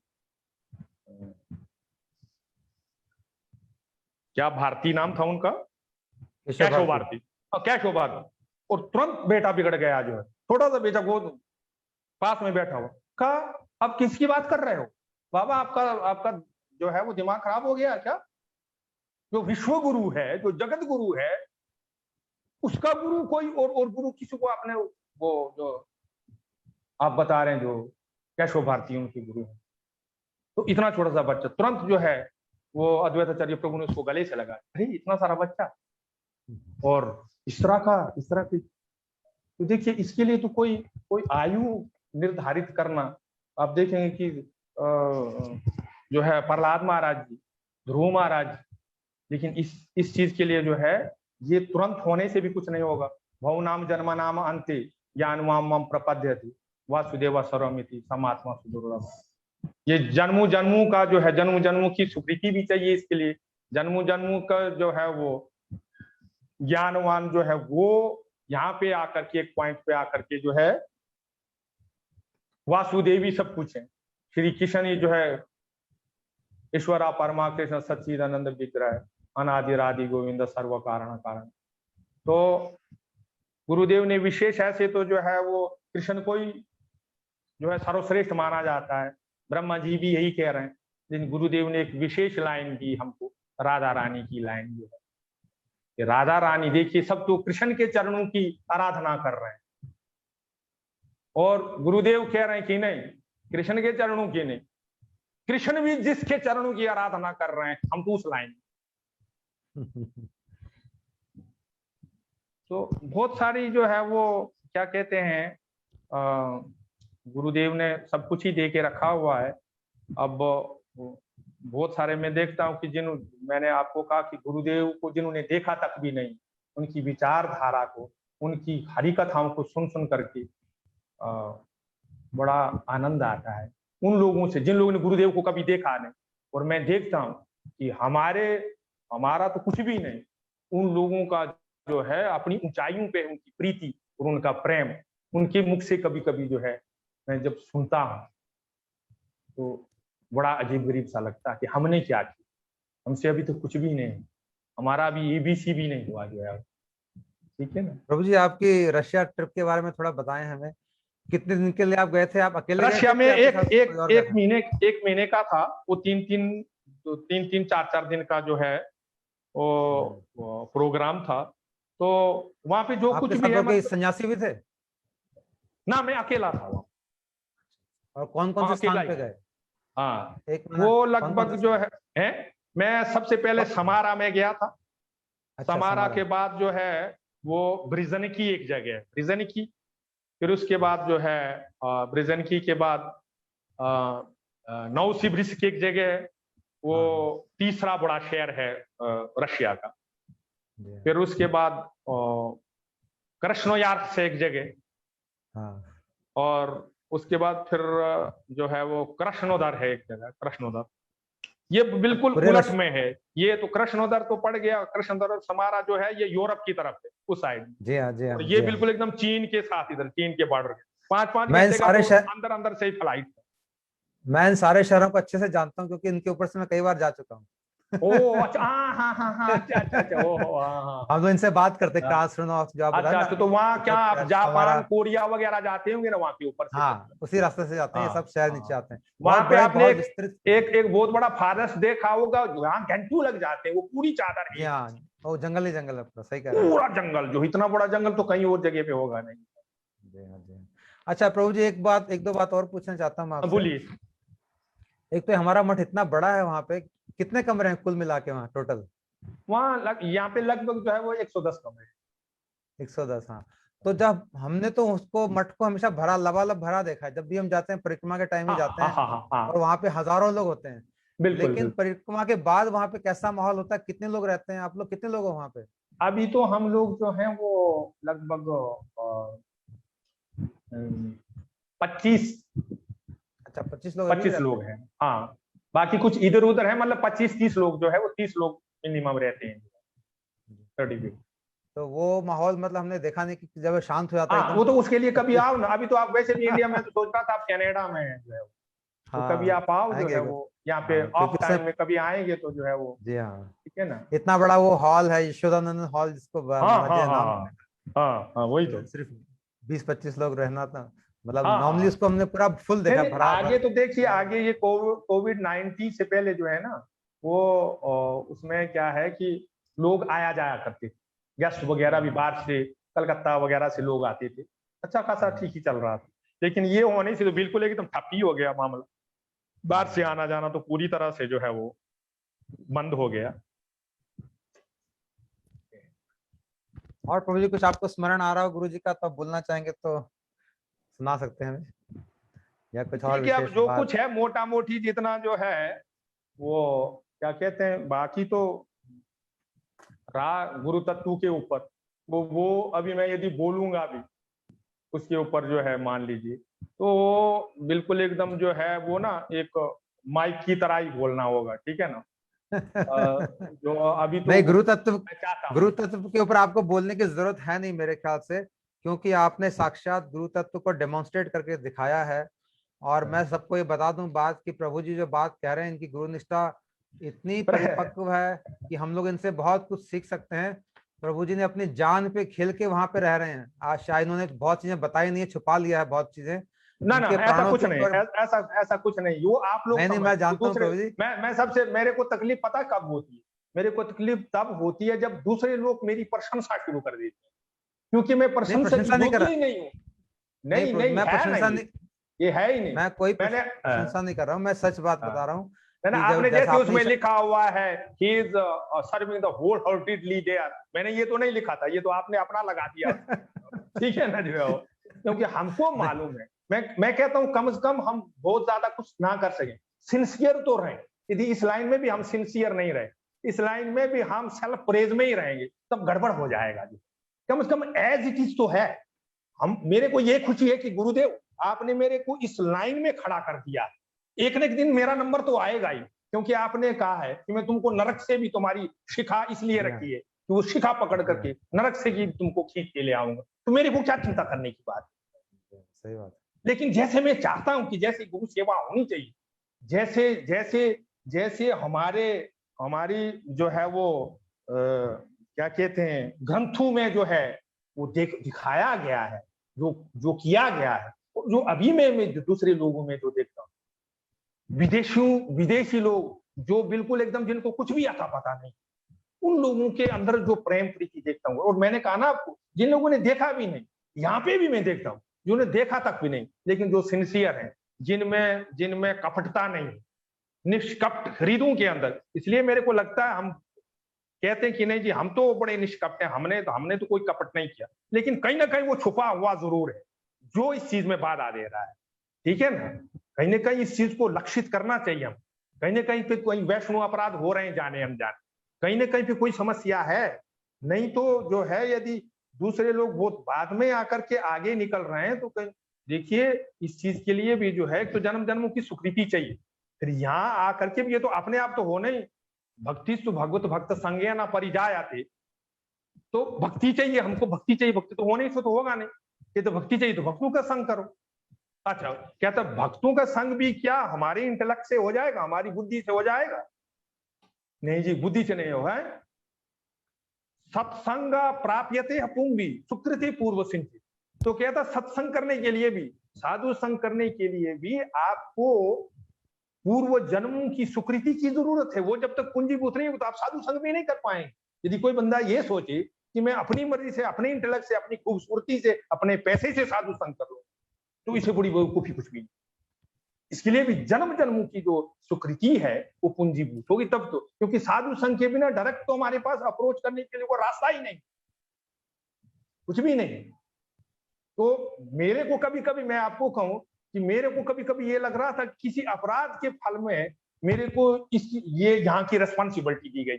सच बात कहता हूं, मेरे पास, मैं आपको कहूंगा, मैंने एक रस्सी रखी हुई थी कि मेरी तरफ, मेरी वजह से शायद गुरुदेव के संघ को कितना नुकसान पहुंच सकता है। ये अंदर की बातें कुछ जो मैं कह रहा, मैं सोच रहा मैं खुद को ही जो है वो, एक समय ऐसा भी आया हुआ था मेरी, लेकिन तब जो है वो गुरुदेव की कृपा से, क्योंकि उनको ही बचाना था मेरे को, तो मैंने कहा चलो जो है वो, ये तो बात समझ में आ ही रही थी कि ये चीज करने से तो और बोझा ही हो जाता है। इस तरह की भी परिस्थितियां आई।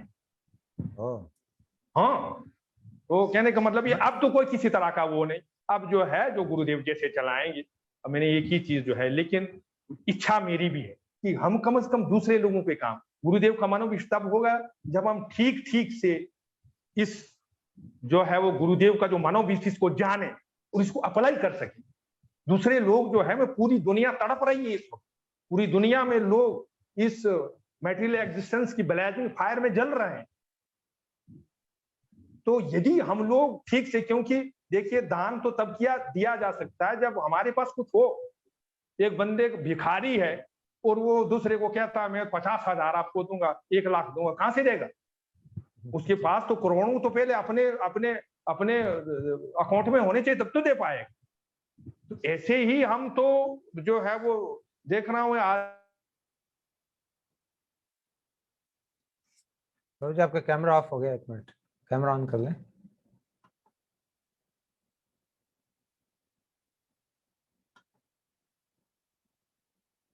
हरे कृष्णा।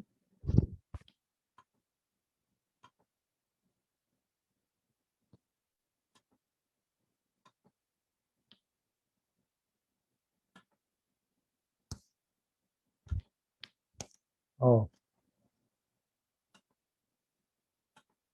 अनम्यूट कर लें प्रभु जी अपने आप को, अनम्यूट कर लें, अनम्यूट करें, अनम्यूट। अभी अनम्यूट हुआ नहीं है।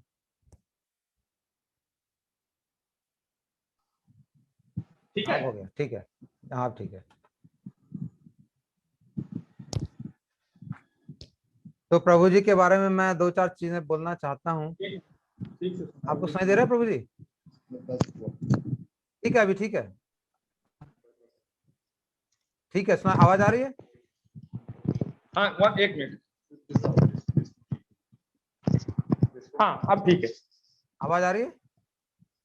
मेरी हाँ, आवाज अब आ आ रही है रही है। आपको प्रभु जी? हाँ। हाँ तो हाँ, मैं प्रभु बिल्कुल जी एकदम के सुन बारे रहा में हूँ। 2-4 बातें बताना चाहता हूँ। एक तो प्रभु जी इतने सरल हैं और इतने निष्कपट हैं, जो लोग इनको जानते हैं वो लोग जानते हैं। मेरा तो इसका अनुभव आज इस बार जब मैं परिक्रमा करने गया तब प्रभु जी से पहली बार मुलाकात हुई। इनको मैंने इतना प्रसन्न देखा, इतने एक्साइटेड होके आए और इन्होंने प्रणाम किया झुक के मेरे को। तो मैं बड़ा आश्चर्यचकित हो गया। मैंने कहा ये इतने बड़े साधु, हरे लाल कृष्ण, कपड़े वाले, हरे कृष्ण, लाल हरे। कपड़े वाले मुझे क्यों प्रणाम कर रहे हैं? तो मैं एकदम अचंभित, सचमुच में मैं अचंभित हो गया, क्योंकि मैं तो गृहस्थ। और फिर मैंने भी इनको प्रणाम किया क्योंकि मैं तो समझ नहीं पाया क्यों।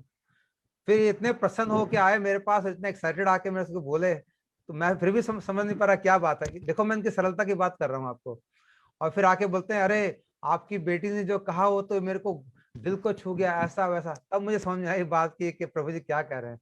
तो ये ऐसे सरल हैं कि जो जैसे उसको वैसा बोल देते हैं और कोई अपनी पोजीशन के बारे में चिंता नहीं करते। जब वो वहां के मठ चलाते हैं, पूरे मठ के इंचार्ज हैं, लेकिन जिस तरह से इन्होंने मुझे प्रणाम किया मैं इतना हैरान हो गया देखे कि इतने सरल महात्मा कौन है ये।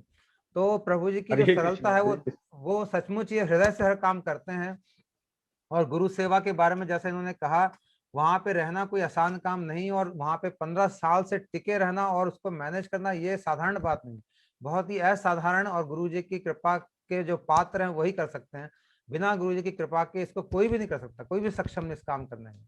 वो काम प्रभु जी कर रहे हैं। और प्रभु जी ने अभी बताया आपको कि कई बार इनको ऐसा भी मौके आए कि जब इनको प्राणों के ऊपर बात आ गई, लेकिन हमारे गुरु जी कहते थे कि गुरु सेवा के लिए शिष्य को अपने प्राणों को हथेली पे लेके चलना चाहिए। और मैं समझता हूँ प्रभु जी ने ये काम बहुत ही खूबी से किया है और अभी भी कर रहे हैं।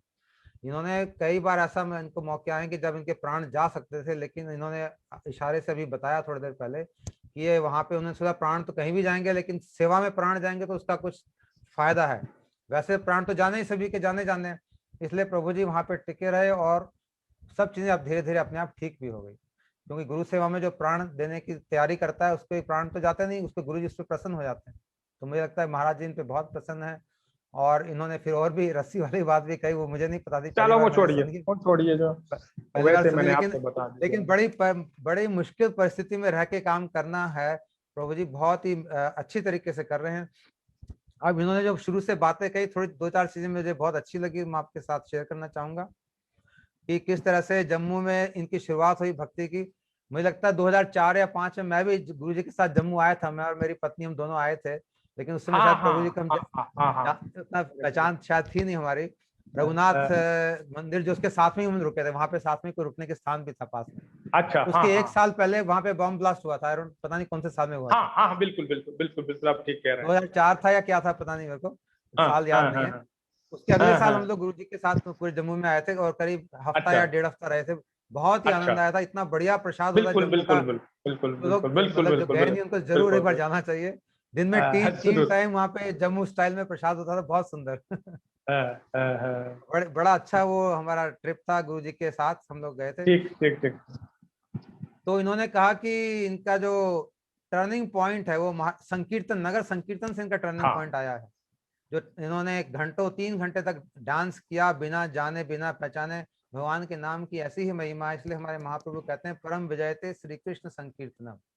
ये कलयुग में कृष्ण संकीर्तन जो है किसी की भी लाइफ को मोड़ सकता है।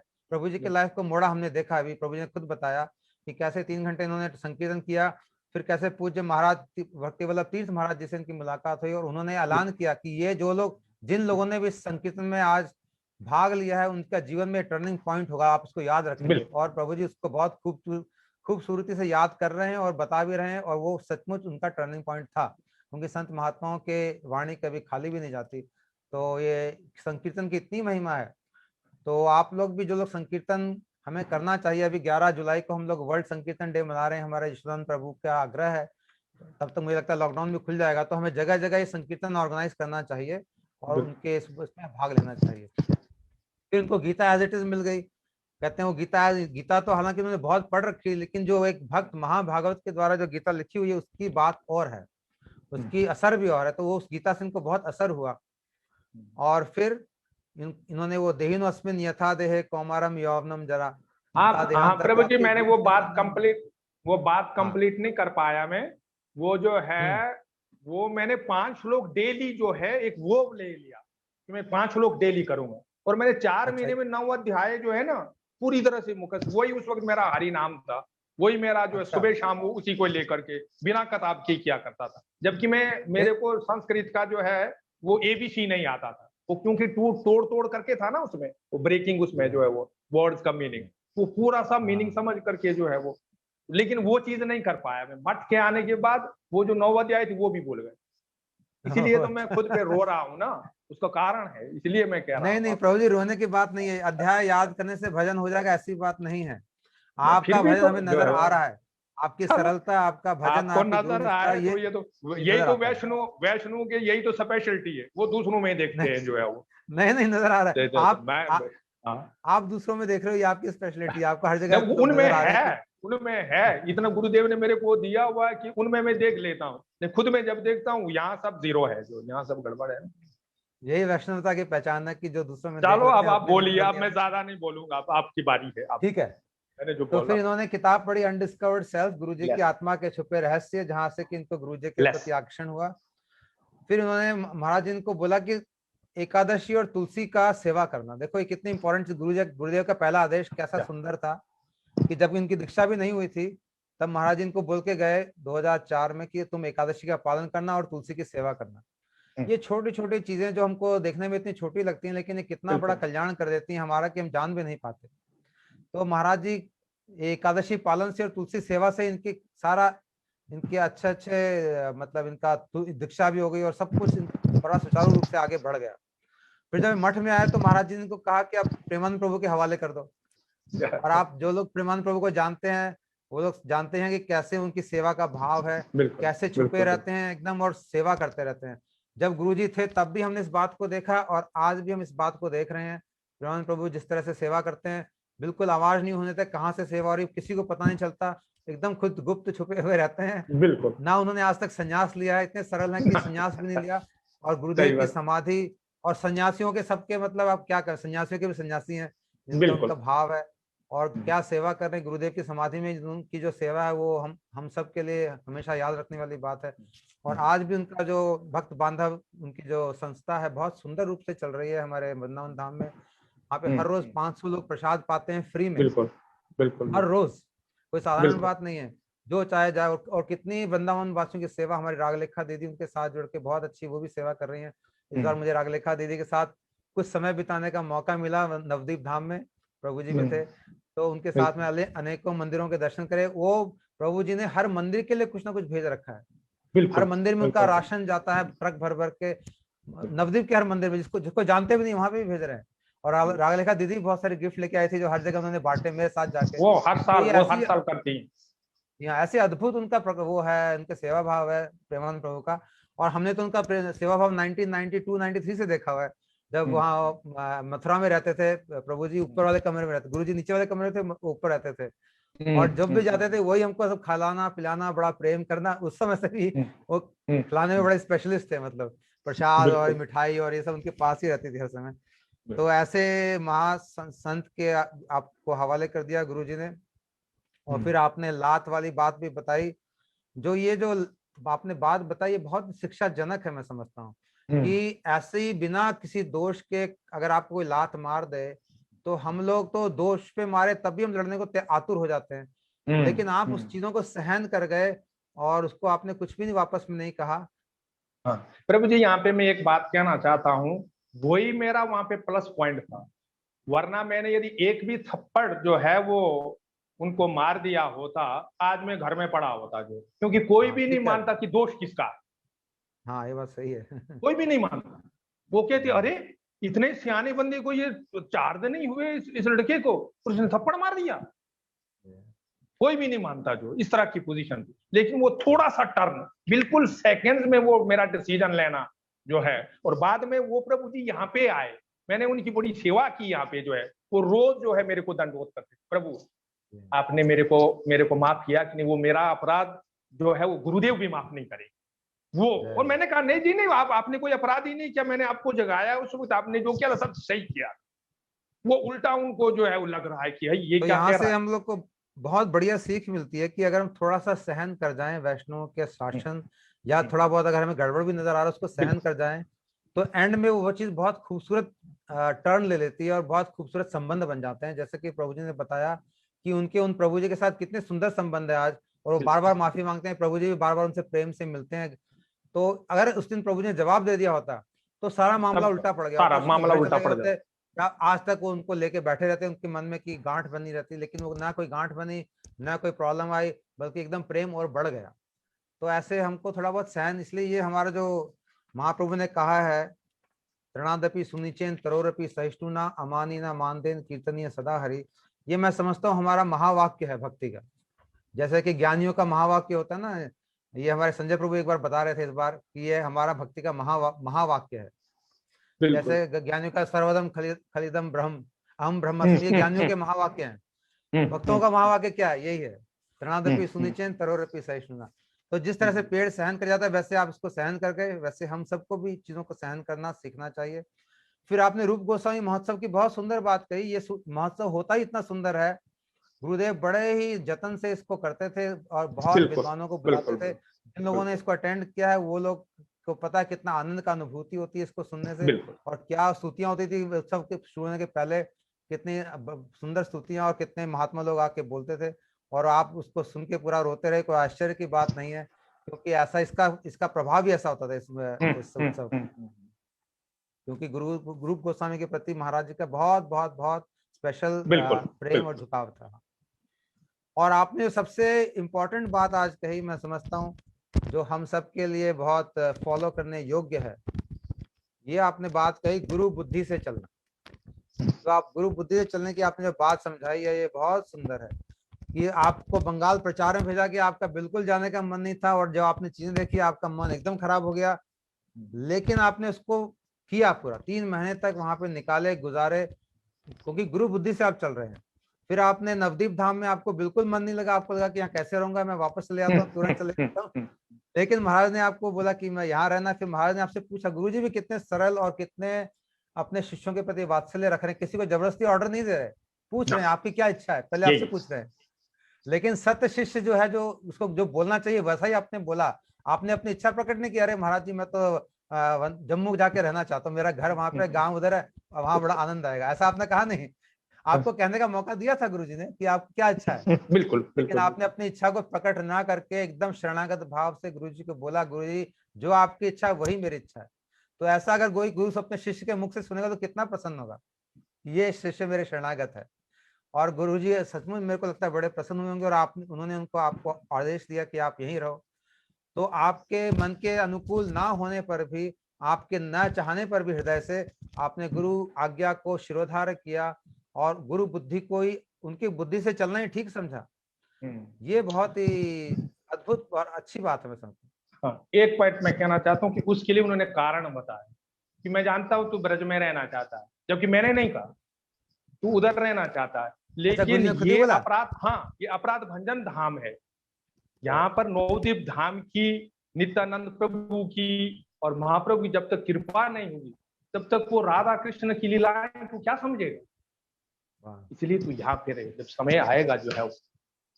वाह। और वो मैं चीज आज समझ रहा हूँ, आज समझ रहा हूँ मैं, आज मेरे को वो समझ आ रही इतने सालों के बाद कि गुरुदेव क्या जो है किस तरह से। तो महाराज जी ने आपको ये होप भी दिए कि समय आएगा तब तुम वहां भी जाओगे। तो जब महाराज जी ने ऐसा कहा तो अवश्य ही समय आएगा, समय होने पर समय जरूर आएगा जब आपको नवदीप धाम की कृपा से वृंदावन धाम में दर्शन होंगे ठाकुर जी के और वहां पर प्रवेश मिलेगा।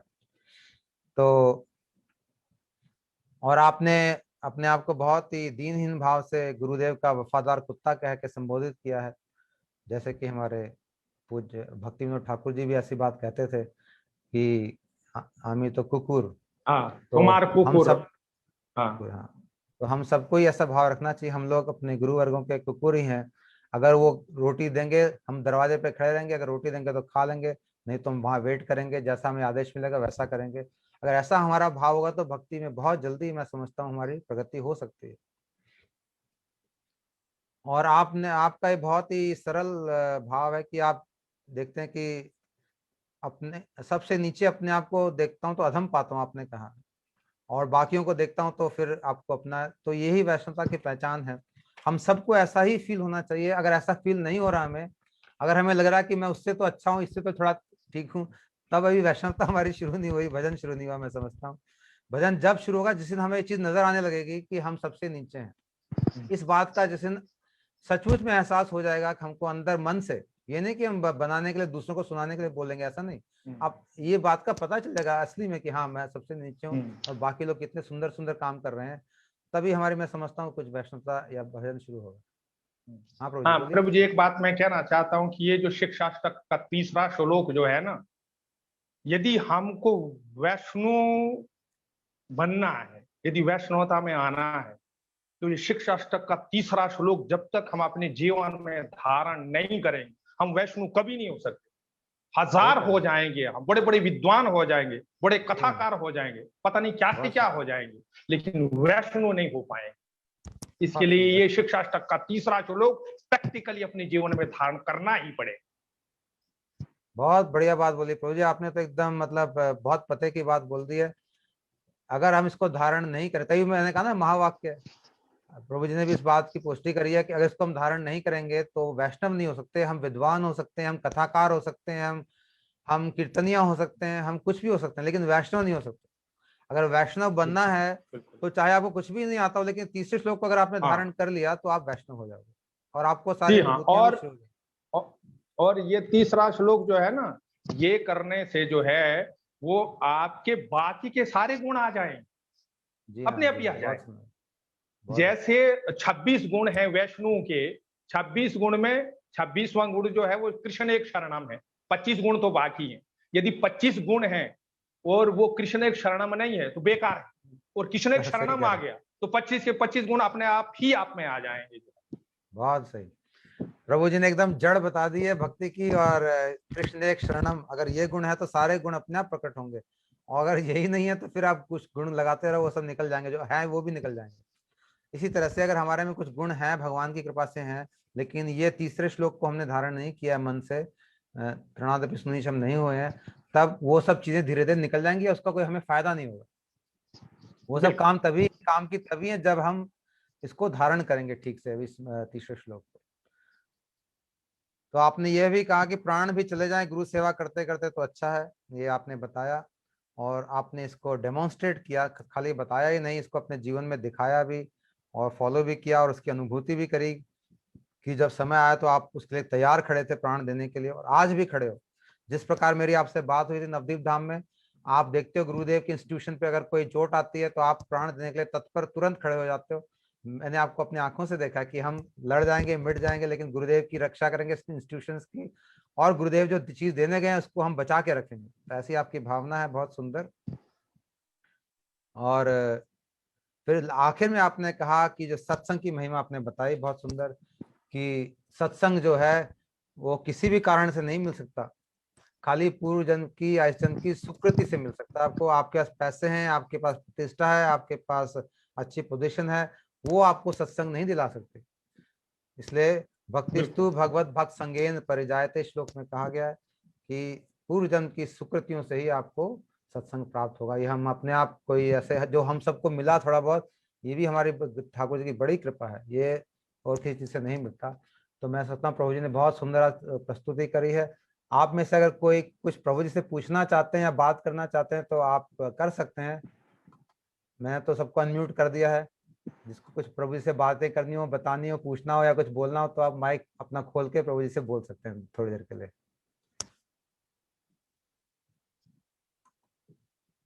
या कुछ।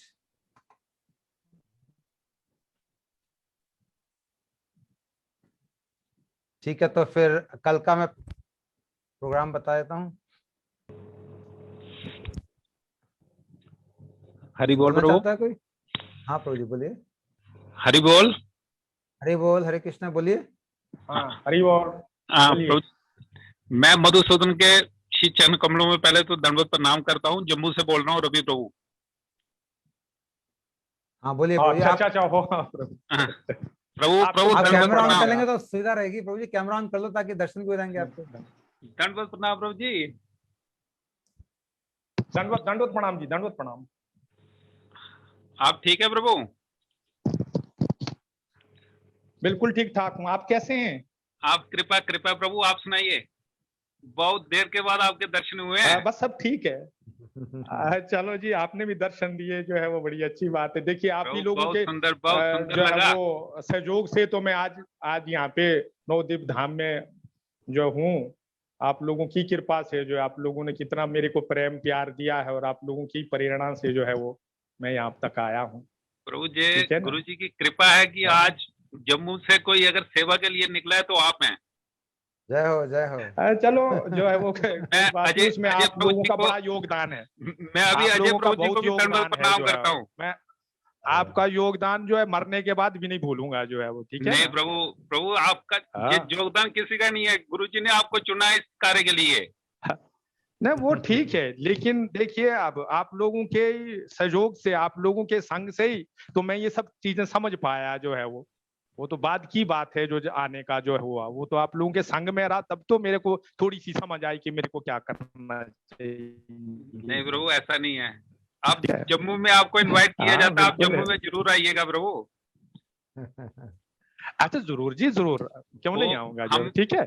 समझ रहे हैं कि आपको गुरु जी की सेवा छोड़ के नहीं आना चाहते, मगर हमारी कृपा करने के लिए प्रभु जरूर आइएगा। नहीं कोई बात, और देखिए यहाँ तो जो है आप जानते हैं कि राधेश प्रभु जी जो थे वो जी उन्होंने प्रभु। कितनी बार मेरे को कहा मैं गुरुदेव के पास जाऊंगा, मैं जो हूँ वो उनसे जो है वो उनके पैर पकड़ूंगा, तेरे को जो है मेरे को वापिस ले जाना, इसलिए तो तेरे को भेजा था यहाँ पे। और मैंने उनके पैर पकड़ करके, अरे नहीं मेरे को अभी धाम में रहने दो, अभी धाम में रहने दो, मैं बाद में जाऊंगा। तो फिर गुरुदेव ने तो अपराक्लीला कर दी, फिर वो काम हो नहीं पाया। नहीं तो मैं सोच रहा था गुरुदेव यदि मेरे को आदेश देंगे तो मेरे को तो जाना पड़ेगा, इसलिए नहीं उनके नहीं कितनी प्रभु, बार पैर पकड़े हैं मैंने कि नहीं आप ऐसा नहीं करना। देखो गुरु जी तो जानते थे ना कि फ्यूचर में उनकी कौन सेवा करेगा, तो इसलिए आपको बचा के रखा था उन्होंने। चलो सेवा तो नहीं हो पा रही, बस आप लोगों के सभी जितने भी भक्त लोग हैं, जितने मेरे को देख रहे हैं और जो नहीं भी देख रहे, जितने भी सब गुरु भाई बहनों की मैं चरण धूली चाहता हूँ। इस जो मेरा जो क्या कहते हैं अहंकारी मस्तक जो है, इससे अभी अहंकार नहीं गया। तो जो है वैष्णव पद झूली, वैष्णव पद जल और वैष्णव उच्चिष्ट, तीनों साधन निर्बल। तो ये साधन का यही बल है। तो इसलिए सब वैष्णव की चरण धूली मेरे को मेरे इस सर में चाहिए, ताकि जो है ये मेरा अहंकार चला जाए और मैं भी गुरुदेव की कुछ अनुभूतियां कर सकूं। बहुत सुंदर प्रभु जी। और अजय प्रभु जी को भी मैं दंडवत प्रणाम करता हूँ प्रभु। आपसे हम 2 बार मिले हैं जीवन में, एक जब जम्मू में आप आए थे, एक वृंदावन में मिला हूँ आपसे मैं। ओ अच्छा, आपको याद है जम्मू में जब आए थे? हाँ बहुत बिल्कुल पुरानी याद बात है, है। दीदी के साथ आप आए थे और गुरु जी जी को हाँ, आप जी लेके भी गए थे शायद। जी हाँ, जी हाँ, वो शायद। हमें वो एक मोमेंट याद है प्रभु। और वो एक बार आपसे मैं वृंदावन मिला था आपसे। बहुत सुंदर प्रभु जी। अच्छा, आपको विजय प्रभु आपके साथ रहते हैं, आपको क्या बिल चाहिए? आपके पास तो जी विजय जी जी, प्रभु हैं। विजय प्रभु तो इधर ही हैं जम्मू में प्रभु। आपको जी भी हाँ। इनवाइट किया जाता है प्रभु जी, आप जरूर आइएगा। अवश्य प्रभु जी, अवश्य। हमें हमारा वो ट्रिप सबसे अच्छा ट्रिप था और गुरुदेव के साथ बड़ा हाँ, आनंद और आया था दोबारा करने में। दोबारा जरूर आना प्रभु आप। ठीक है। ठीक है, बहुत आप धन्यवाद थोड़ा प्रभु जी। रवि प्रभु आपका, आप जुड़े और आपने प्रभु जी से बातें दंडवत की, प्रणाम बहुत प्रभु, धन्यवाद। दंडवत प्रणाम। दंडवत प्रणाम जी, सब भक्तों के चरणों में मेरा सब दंडवत प्रणाम कह देना जो है वो, अब ठीक मैं है। एक और बात यहाँ कहना चाहता हूँ कि कल हमारे जो प्रोग्राम होते हैं, इसमें जो भक्त लोग अपने टेबल पे बैठे हैं या जिनका कैमरा स्टेबल है, वो लोग अगर अपना कैमरा ऑन करके अगर प्रोग्राम देखेंगे तो उसमें ज्यादा आनंद आएगा, मैं समझता हूँ। क्योंकि प्रभु हाँ जी को हाँ कुछ हाँ शक्ल नजर आएंगी, जो बोलता है उसको उत्साह मिलता है कि ये लोग देख रहे हैं सामने से। हाँ हाँ, अगर आप खाना हाँ, खा ये रहे हैं या ठीक है। घूम रहे हैं या चल चल फिर रहे हैं, तब तो आप ऑफ कर सकते हो कैमरा। लेकिन अगर आप एक जगह बैठ के अगर इस प्रोग्राम को देख रहे हो, तो कैमरा ऑन करने का आइडिया मेरे ख्याल से अच्छा है। इससे कनेक्टिविटी थोड़ा अच्छी बढ़ती है भक्तों के साथ, और जो बोल रहा है उसको उत्साह भी मिलता है, मैं समझता हूँ। और तो कल से अगर आप लोग चाहें तो जो लोग बैठ के सुन रहे हैं स्टेबल, उनका कैमरा हिल नहीं रहा ज्यादा, वो लोग उसको ऑन करेंगे तो अच्छा रहेगा मेरे ख्याल से। मेरा एक सजेस्ट सुझाव है, प्रभु अगर आपको ऐसा है अच्छा कि लगे तो म्यूट म्यूट रहने से अच्छा रहेगा, थोड़ा बीच में नहीं, ऐसे आवाज म्यूट ठीक। रखें, लेकिन कैमरा ऑन कर सकते हैं प्रभु जी, ताकि हाँ ना कैमरा ऑन, शक्ल। हाँ वो बढ़िया है। हाँ, ठीक है अगर प्रभु आप जी। मतलब, अगर आपकी ड्रेस ठीक है और जब आप मतलब वो खाना वाना नहीं खा रहे, कई बार खाना खाते खाते भी आप देखते हैं, तो फिर आप ऑफ कर रखिए, कोई बात नहीं। लेकिन अगर आप वो हाँ कैमरा ज्यादा हाँ हिलता है तो उससे डिस्टर्बेंस भी होता है। नहीं एक प्रभु, मैं जगह एक अभी जगह सेट अभी रहे तो आपने अभी आपने कृपा की, और अभी हमने ऐसे ही सेम मोमेंट्स पे आप डिसीजन लेना पड़ा प्रभु जी को धन्यवाद करने के लिए। नहीं, कोई अरे बात नहीं, मतलब कल के लिए कह रहा हूँ, मतलब वो अच्छा रहता है मेरे ख्याल से। एक बहुत अच्छा हुआ है कि सबके दर्शन भी हो जाते हैं हमें भक्तों के, और जो बोल रहा है उसको उत्साह भी मिलता है। जी जी जो बोल रहा है जी। उसको उत्साह मिलता है, वो देखता है कि ये लोग उसको समझ में, क्योंकि कैमरे के सामने, फोन के सामने बोलना कोई सारा आसान काम नहीं है। कोई आगे जी आदमी नहीं, आप बोले जा रहे हो। लेकिन आप दो चार आदमी की शक्ल देखते हो आगे, तो आपको थोड़ा लगता है हाँ ये मेरे, इनको मैं जानता हूँ, मैं इनको बोल रहा हूँ, मैं ऐसे बोल रहा हूँ, तो अच्छा उनको भाव मिलता है, मैं समझता हूँ। ठीक है तो प्रभु जी, कल का मैं धन्यवाद। प्रोग्राम बता दूं, कल हमारी इंदुलेखा दीदी जी होंगी हमारे साथ, उनकी बिटिया तानिया जी होंगी जो हमारे लिए कीर्तन भी करेंगी साथ में। तो उनसे हम कल उनकी कथा के बारे में सुनेंगे। और आप सभी को मैं एक बार फिर से अपना दंडवत प्रणाम करता हूँ। प्रभु जी के चरणों में मेरा दंडवत प्रणाम, दंडवत जी, जिन्होंने आपके चरणों में मेरा दंडवत प्रणाम जो है वो। दंडवत प्रणाम अरे अपना, और सभी के चरणों में दंडवत प्रणाम। आप सभी इसी तरह से जुड़ते रहें और इसी तरह से आनंद लेते रहें, गुरु जी के भावों में विभावित रहें। श्री गुरु महाराज की जय, की जय, अनंत कोटि वैष्णव वृंद की जय, गौर जय भक्त वृंद की जय, जय श्री हरिनाम संकीर्तन की जय, जय। पूज्यपाद मधुसूदन प्रभु की जय, श्रीपाद और अजय प्रेमानंद प्रभु देव की जय, निताई गौर ब्रह्मानंदे हरि। दंडवत प्रणाम। दंडवत दंडवत दंडवत।